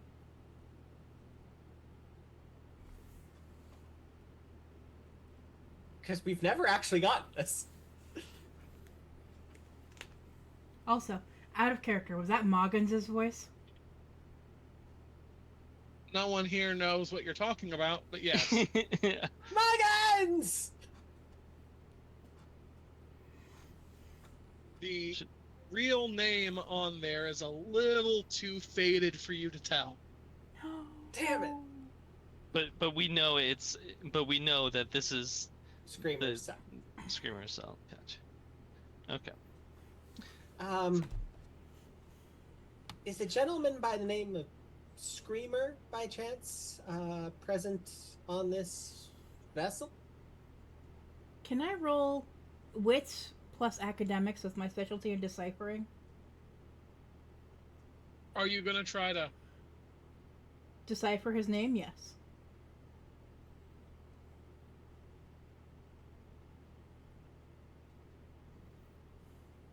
All right. If you're going to do that, be my guest. I'm sorry. Sorry, we've never had a shot at his government name before. This may be the last time. 4 successes.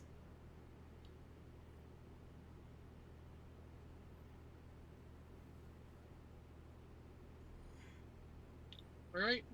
I'm gonna laugh if you decipher it and it actually says Screamer on there.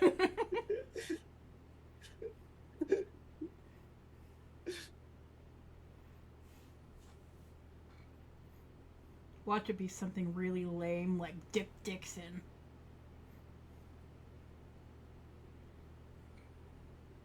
Bear with me a minute here. Rawr. R. Tibbs, bear. Yeah.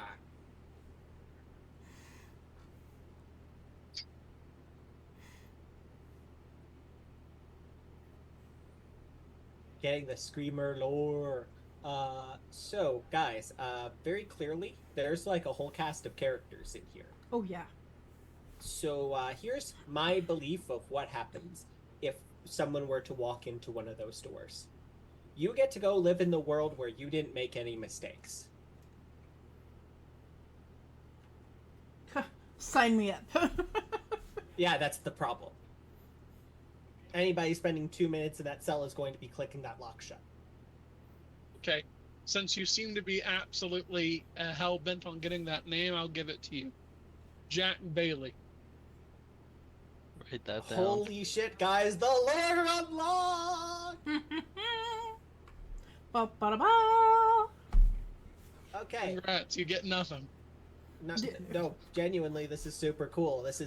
I have known this man for like 8 solid RPG games, and I finally know another detail about him that I didn't learn in the first one.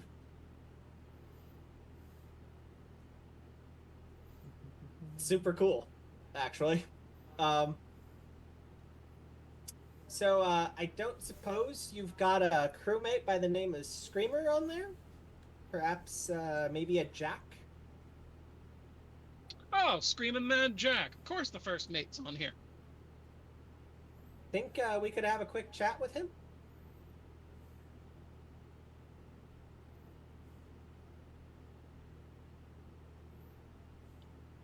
The door opens. And some sea foam sprays its way through. Well, come on in. I don't know why you idiots are just standing around in the galley asking for me to open the door, but do come in. We walk inside? I'm gonna stay outside just to be on the safe side. I'm gonna tie my rope to the outside of the door. I'm sorry, Lex. I can't hear you randomly for some reason. It's probably because of Olive. Uh, I'm gonna tie my rope.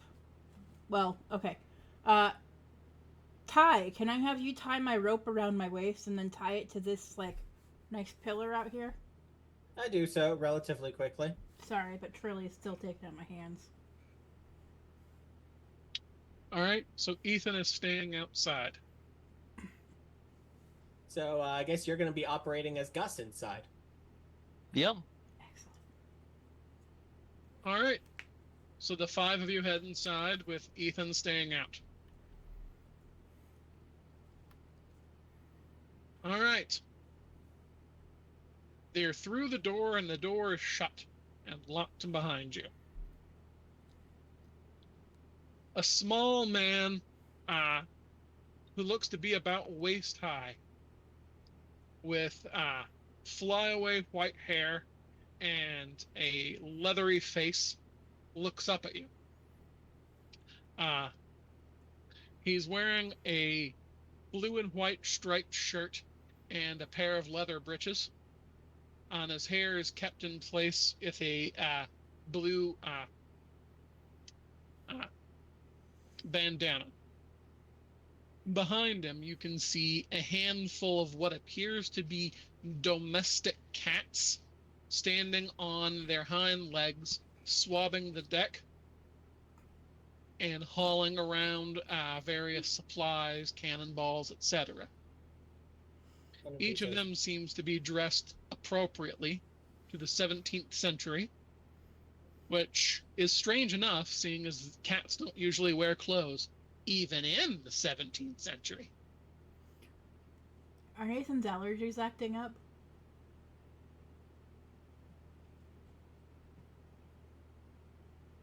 I mean, it's real enough here, so why not? Noted. Damn it, I can't even have fairy cats. So, stepping through, after the door is shut and you've stepped through, you note that you yourselves are dressed appropriately to the period. What are you wearing?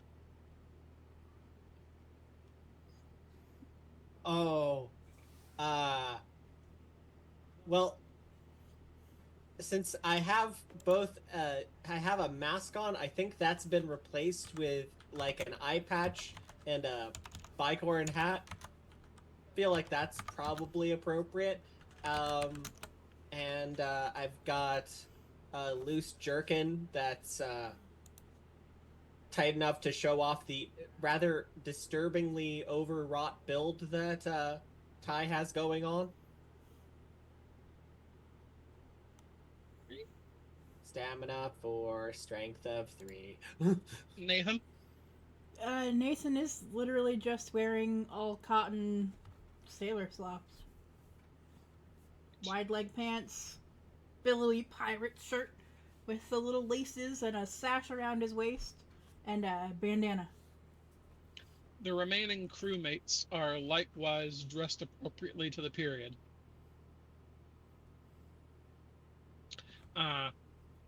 The little man who let you through nods and says,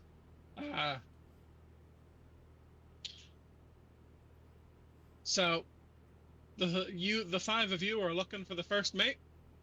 Aye. I imagine he's hashing something out in the captain's quarters with Captain Goldie.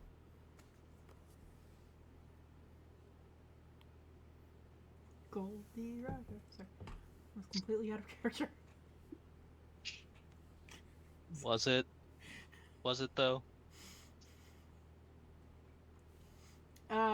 Which direction would that be? 'Tis not a large boat, Swabby. We follow Thank his finger. you. At this point, you hear someone from below deck shout, "Mr. Muggy, we need your assistance." Was it a cat? The little man in front of you, the one who answered to Mr. Moggy, says, I trust 3 sailors can find their way up a small flight of stairs. I'm needed below decks. Thank you, Mr. Moggy. On your way. He goes through a door and down a flight of stairs. You are on, you're on a trireme. So while this is a big boat, it's not all that big by modern standards. So we follow the flight of stairs and look for the captain's quarters. Probably pretty obvious. All right. The stairs aren't much, given the size of this boat. About a dozen of them. The boat itself is done up in scarlet and gold. There is a red sail with a pretty standard black pirate flag atop the crow's nest. From where you're standing, you can just see the gold lettering for the name of the ship at the prow, proudly declaring this the Ship of Fools. Oh my god, that's adorable. You find yourself outside the captain's cabin.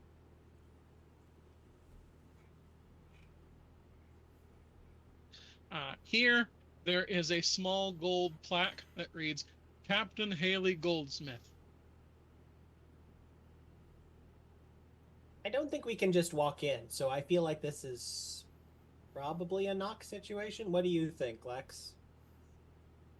Is there a little is there a little bell with a dingalanga?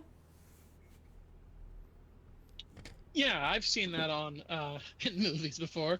There is on a wall a bell on a metal hook that you can ring to get the captain's attention. Yeah, I ring it.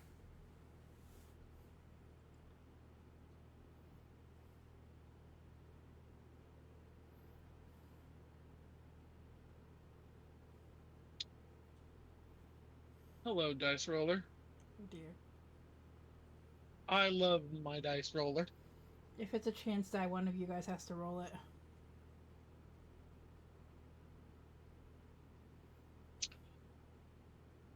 Just a blasted minute, you hear from inside. A baritone but feminine voice is the one that answers you. You hear the creak of furniture and wood against wood, and 2 voices cursing up a storm.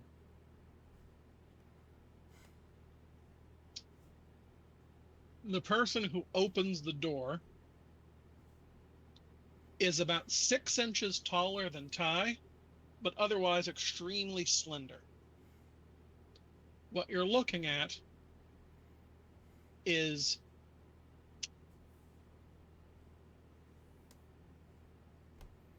a lioness walking on 2 legs with a mane of flowing golden hair. Although not like a lion's mane, this is more like a human's head of hair. And the more that you look at the lioness's face, the more humanoid her features do seem. There's a weird juxtaposition of lion and person and human.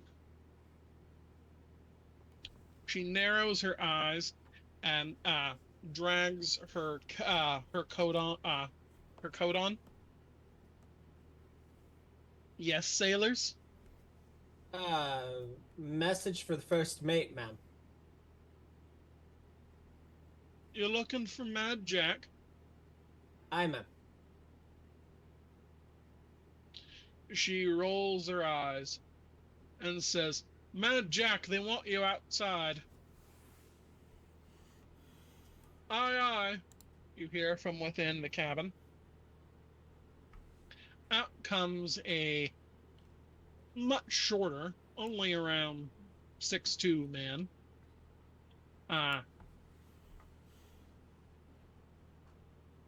You notice that he is fastening his belt over his jerkin, and he smiles at you wryly, which looks odd. You've never seen this man before, but you imagine this isn't what he would look like outside. Here, while he looks as though he has been dead for 50 years, his skin is shriveled and leathery, like that of a mummy's, and it cleaves very closely to his bones and skin, to his bones and muscles beneath. Again, like someone who died in a cave and mummified. His eyes, however, are bright and mischievous, and you can see some graying hair beneath the bandana atop his head. He comes back out. He comes outside, and the captain shuts the door. He grins at the three of you. "Hi, sailors. How can I help you?" On a Fine, friend yep. from off ship, and I gesture over to Lucerne. This the man in question?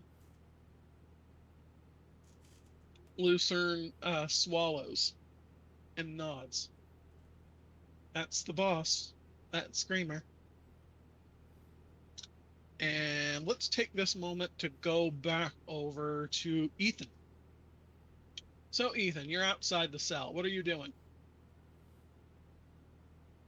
Trying to keep an eye on them as best I can.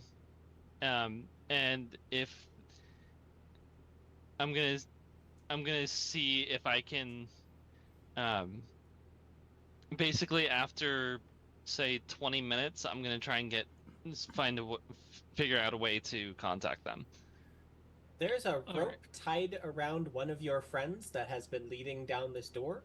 You could probably tap down it, and if there's anyone in this group I would believe knows Morse code, it's probably you two. Yep. Okay. Sorry, So not telling you how to live your life here. So I'm gonna basically just be I'm gonna be waiting for about 20 minutes and then try and get their attention through the cord. The door has shut and locked on this rope. The last you saw it, it had gone through the door between door and door jam like any person would have. But having turned back around to look at it, it now feeds through the bars of the window. The rope itself is unharmed. You get the odd feeling that this sort of thing is allowed, but perhaps slightly frowned upon, as measures must be taken to keep the item in question from being destroyed. While you ponder this, you hear a creaking noise from behind you.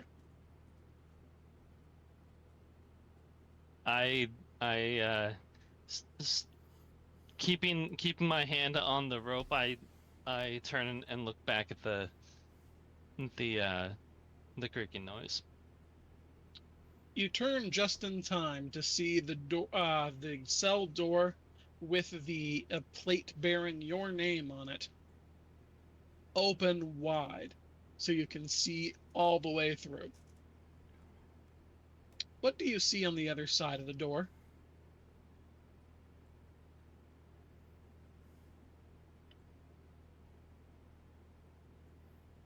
And this is basically, this is showing me a world in which I didn't make the mistakes I regret. Correct? Any regret that you may have. Doesn't even have to be your fault, I guess. Yeah, it doesn't necessarily have to be your fault. Oh, that made it even worse.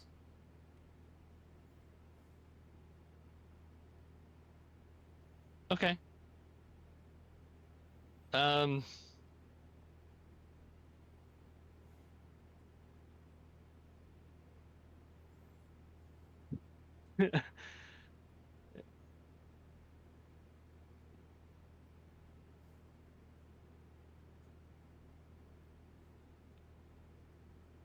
I see. Nathan sees a um, sees sees his parents walking through his house, and instead of there being Ethan's room rather. My apologies. Ethan Ethan sees his parents walking through their house, and when they get to what is Ethan's room, um, it's an office for his dad. When his mom goes to where the little um the hut that he streams out of, it's a mother-in-law suite that she uses for hobbies. There's no sign of Ethan at all. Interesting. Ethan stares into a vision of his home without him and feels the need to dive through that door into a place where he does not exist. All right, you can roll resolve plus composure, resolve plus stamina, or you can pitch me a skill to go with it. Resolve plus a skill.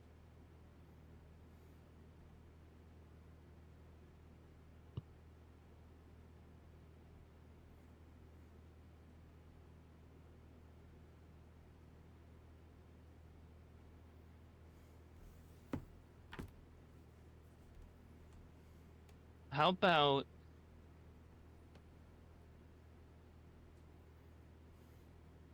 um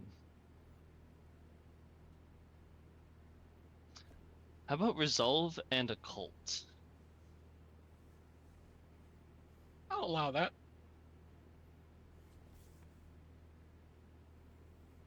Roll them bones.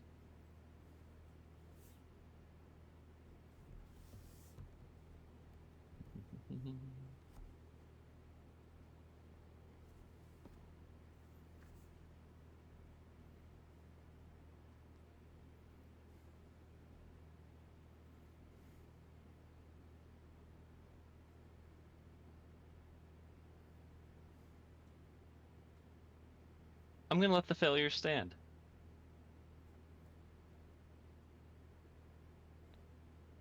All right. It's more interesting this way. Ethan can't resist the urge. He finds himself standing up and walking into the cell.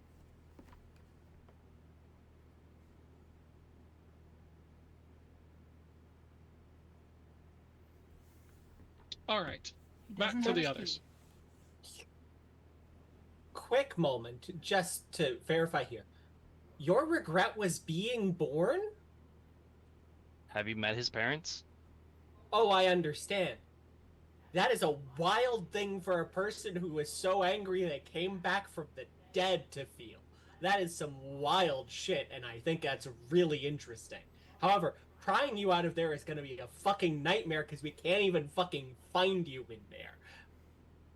I love this. Way to go. Fuck. We should have left me out in the corridor. All God right. damn. Back in the pirate ship. All right. So do you want to let Lucerne speak to him? Yeah, I feel like Lucerne actually knows him. And at the very least, we can see his reaction to someone he would necessarily recognize as someone outside this. He knows who Lucerne is, whether he likes it or not. Lucerne steps forward and takes off the tricorn hat that the cell has perched atop her head, which is now wearing a tasteful updo instead of the normal messy bun she keeps her hair in. So she still looks human to us despite being here. That's worth knowing. Can she roll composure plus empathy to make a case? Yeah, go ahead. 4, 5, 6, 7, 8, 9.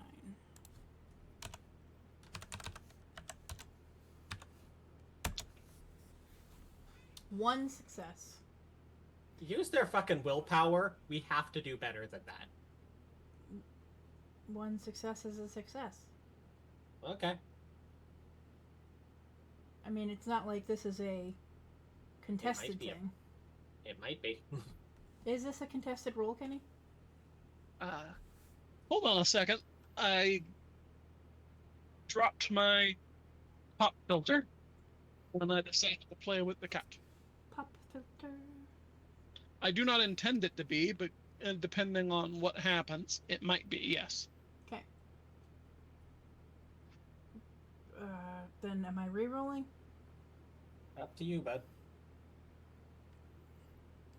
Okay, can I get your input?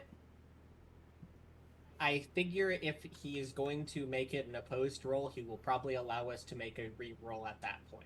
So. Also, has she used her inspired condition? She has not. No, she doesn't. She doesn't get one. I forget. Yeah. I forgot because she would have had spooked instead. Mm-hmm. Okay, so then that doesn't count for her. So yeah, you might as well if you want to let it ride. Okay. Actually, I think I am going to have to make this a contested roll. Okay, then let me re-roll.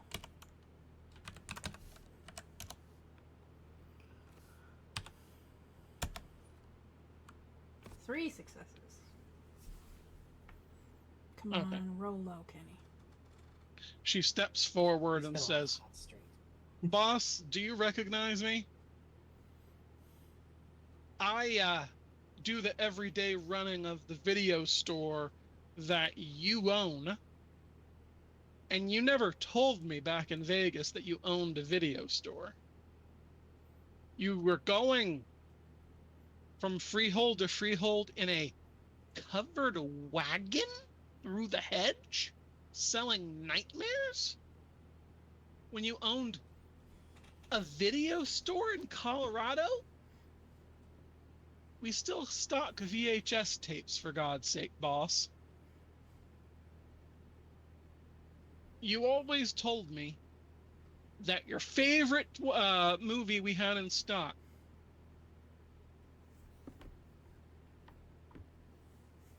was Jason Takes Manhattan, Friday the 13th, Part 8. Because it's just so dumb and so over the top.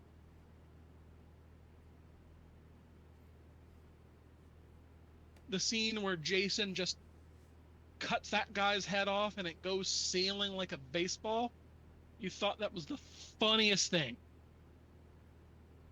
Do you remember any of this?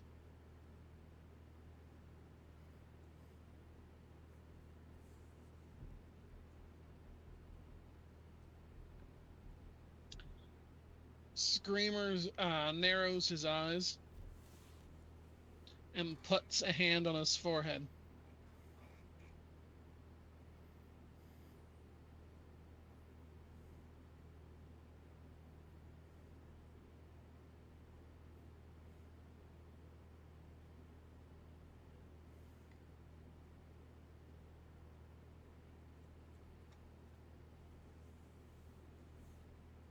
Les, you're talking nonsense, but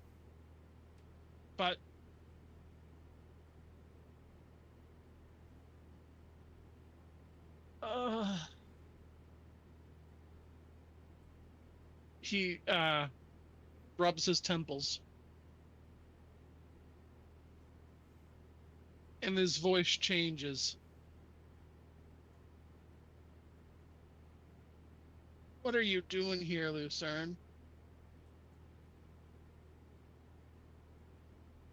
You wouldn't even be born for 300 years.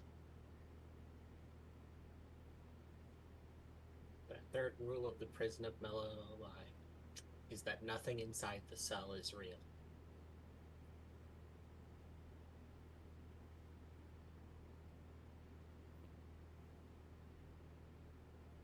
He turns around to look at you. Nothing is real? Nothing inside the cell is real. We are in a place where you never had any regrets. And you have been here for months.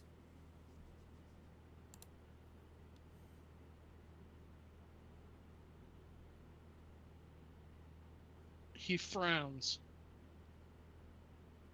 and presses his thumbs into his temples again.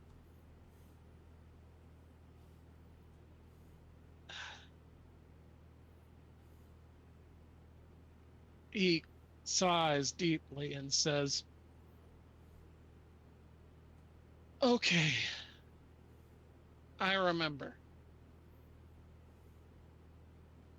So why are you here?" he asks to Lucerne as he waves his hand at the rest of the group. Well,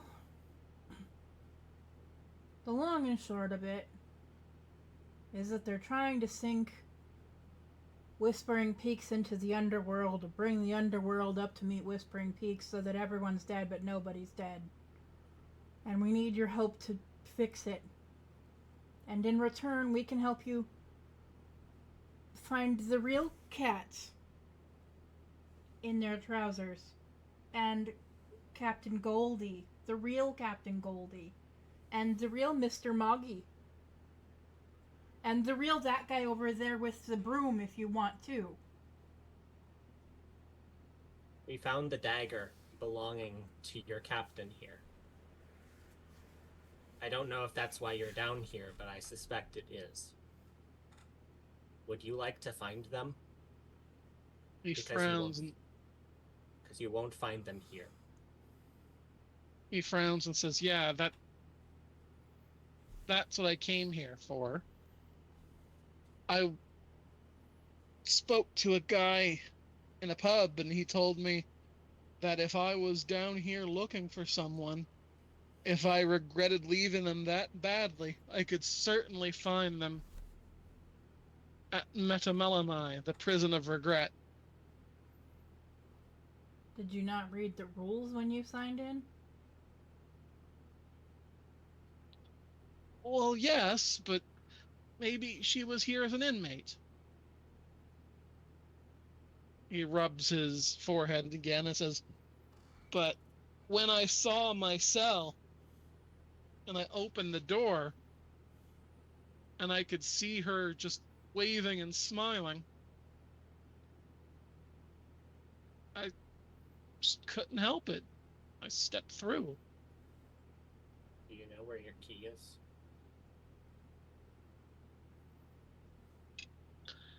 He reached into a pocket and pulled out a heavy metal key.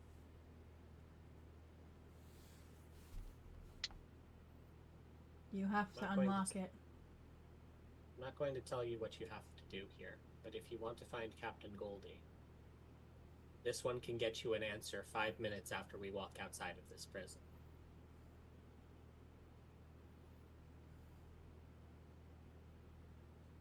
He nods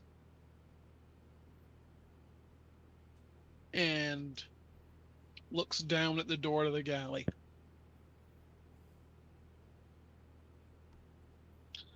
He takes a step forward and immediately collapses on his face. The spell broken. The man before you's aspect changes. While his skin is sallow and his hair is gray, he no longer looks like he's been dead for 50 years. He is simply a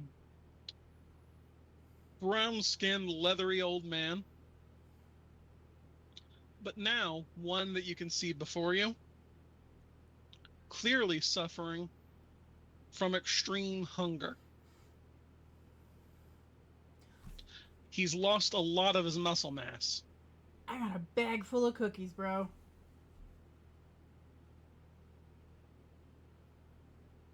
If there's anything Ty is capable of doing, it's helping support someone whose muscles are not handling them. Ty has enough muscles for everyone. He reaches down and offers his shoulder. Considering how strong you are, I'm not going to have you roll for this. It would be silly. Thank you. Ty can easily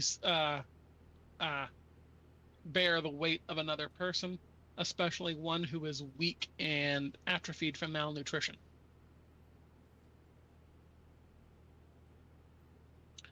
He happily gobbles down a handful of the cookies before briefly tossing those cookies over the side of the ship. He wipes his mouth and says, "So hungry, but I don't think my stomach was able to handle that. I'm sorry." We'll get you something when we get you out of here. I promise there's plenty of food upstairs, but there's one thing we can't do for you. I can get you the rest of the way. I walk him over to the door. I know what would be in my cell. I know how hard a time I would have leaving. So I don't pretend that this isn't difficult. But if you came here looking for someone, I know you would want to find them.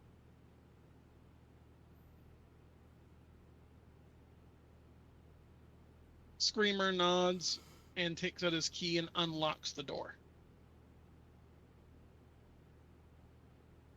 You find yourself back in the dank stone halls of Metamelomai. Screamer's pirate getup has been replaced by a thick white sweater and camo green outdoors coat with a pair of thick jeans and hiking boots.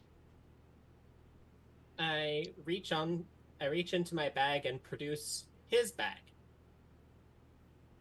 I'm very sorry for stealing this, but I'm sure you will forgive me, knowing what use we put it to. Lucerne, I hate to do this, but I just noticed that there's someone missing from this hallway. The five of you look around, and there is indeed someone missing from this hallway. Ethan is gone. Is Ethan's door still open? Ethan's door is now firmly shut. But he didn't have his own key. So probably not locked, but it's probably shut. It's not locked, and it isn't locked when you try it, but it is definitely shut. Okay. Currently. Nathan pulls it open. Lucerne, I will need you to take Screamer here and Gus and make your way towards the exits. You know the way back home. Do you feel safe getting him back there? I'll take the short way, she says. Between her and Gus, she goes over to one of the other cell doors, closes it, and reopens it, after muttering a few words under her breath. When it reopens, on the other side, you can see a dirt path between two enormous rose bushes, with a big, fat, full moon shining down onto the path.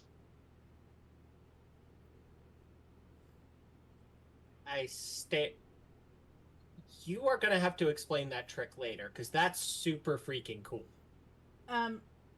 It's really dangerous, she says, but I know the way. Get him home. Nathan has Trilly in one hand and reaches out and snags one of the roses.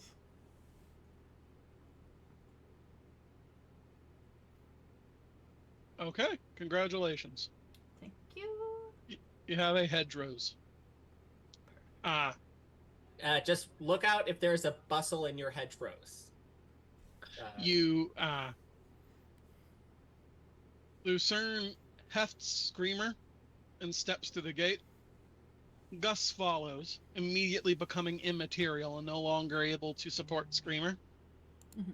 For a brief moment, you see Lucerne's human features fall away and her skin turn dark blue and slimy, her teeth sharp as needles, and a stalk on her forehead holding a lit yellow bulb as a lure. She waves her webbed fingers, and the door shuts again. When it goes back ajar, you do not see the path into the hedge any further. Nathan is thus gripped by his first ever crush. All right, and that will be where we're going to have to end for today, because this is going to be our first two-parter. Whew. Well, damn. Holy shit, Tibbs. All right. Okay. Everyone go over their aspirations. You do get more aspirations before the next part of the two-parter, so smoke them if you got them. But Who wants to go first? Day actions, right? No day actions. Okay. I'll go first. Drill the hole. We definitely took a step towards that with my vision of seeing the drill in the suicide nest. Yep. Looks like we might be able to swing back by that on the way out today. Grow the crew. I would argue that we definitely took a step there. We got Screamer out of hell. We also now have, god damn it, Lenore, who is now part of the crew. Yep. Watch the fireworks. This has definitely been a show. A spectacle, if you will. Yeah. Oh god, I really wish I was less vague with that one. Nicolas Cage in Face Off. I genuinely don't know where you were going with that. Oh, Six Gun Saint. So nothing on that. Congratulate Susie. Well, she got through her surgery. I'm sure in the intervening days I would have texted her. Sure, I'll allow that. That's me. Who's next? Get scouted for college hockey. I started this session doing some practicing for hockey, and me being a sweaty idiot prompted several questions I would not have asked in character if I wasn't a sweaty, tired idiot. Find a way to put the Undertaker underground. We just got the assistance of the only person that we are aware of who has seen one of the unmodified traps. Sure. So that's probably going to help. Unmask the pastor. I have just gotten some assistance in how to deal with that, in the sense that we now have access to some more magic and power than we had before. Additionally, we've now got somebody who can just reach over and grab him because of how high ranked their Geist is. All right. Paul and Orpheus. We went into the Underworld, went to an afterlife, and as far as I am aware, as of the moment that we're done, Screamer is no longer in the Underworld. Therefore, full Orpheus. Yep. The entire Catabasis. Woo, we cata-based, guys. We so cata-based. All right. And lastly, explore a new hell. Looks like we're gonna be doing that one again. So can I take a can I take a beat towards that one? Sure. Guess that's Alright. me. Alrighty. All right. So I have world record speed run. I was doing a stream at the start of stream, so so kind of working towards that. Improve my rig slash new equipment. I did get a plan in downtimes that is a piece of equipment. Okay. Let's see here. We got Seasons Don't Fear the Reaper. We were able to make progress in figuring out information on the Reaper that asked us for assistance, if I remember correctly, in Yeah. in Ty's downtimes. Yeah. Yep. We've got some leads on on Tobias Kinnison who might be relevant to that person.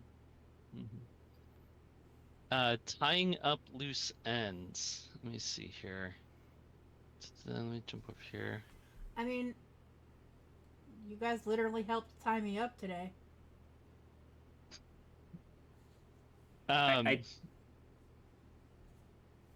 tying up loose ends, you mean like resolving one of the plot lines we've had to do for a while? I mean, there's Or that, but Also, as a loose end yourself, you just tied yourself up rather neatly. I mean, that's fair. And then my last one is my last aspiration is Screamer in the dark. I believe we have gotten Screamer out of the dark. Yep. So step and clear that last one. Way to go, everyone. All right. Fuck There we yeah. go. So, thank you all for coming out tonight for us, everyone. I know it's been a while, but we're back, and we hopefully will not be taking any more unexpected breaks. So, Session see you next week? again next time in 2 weeks. Yeah. Bye, everybody.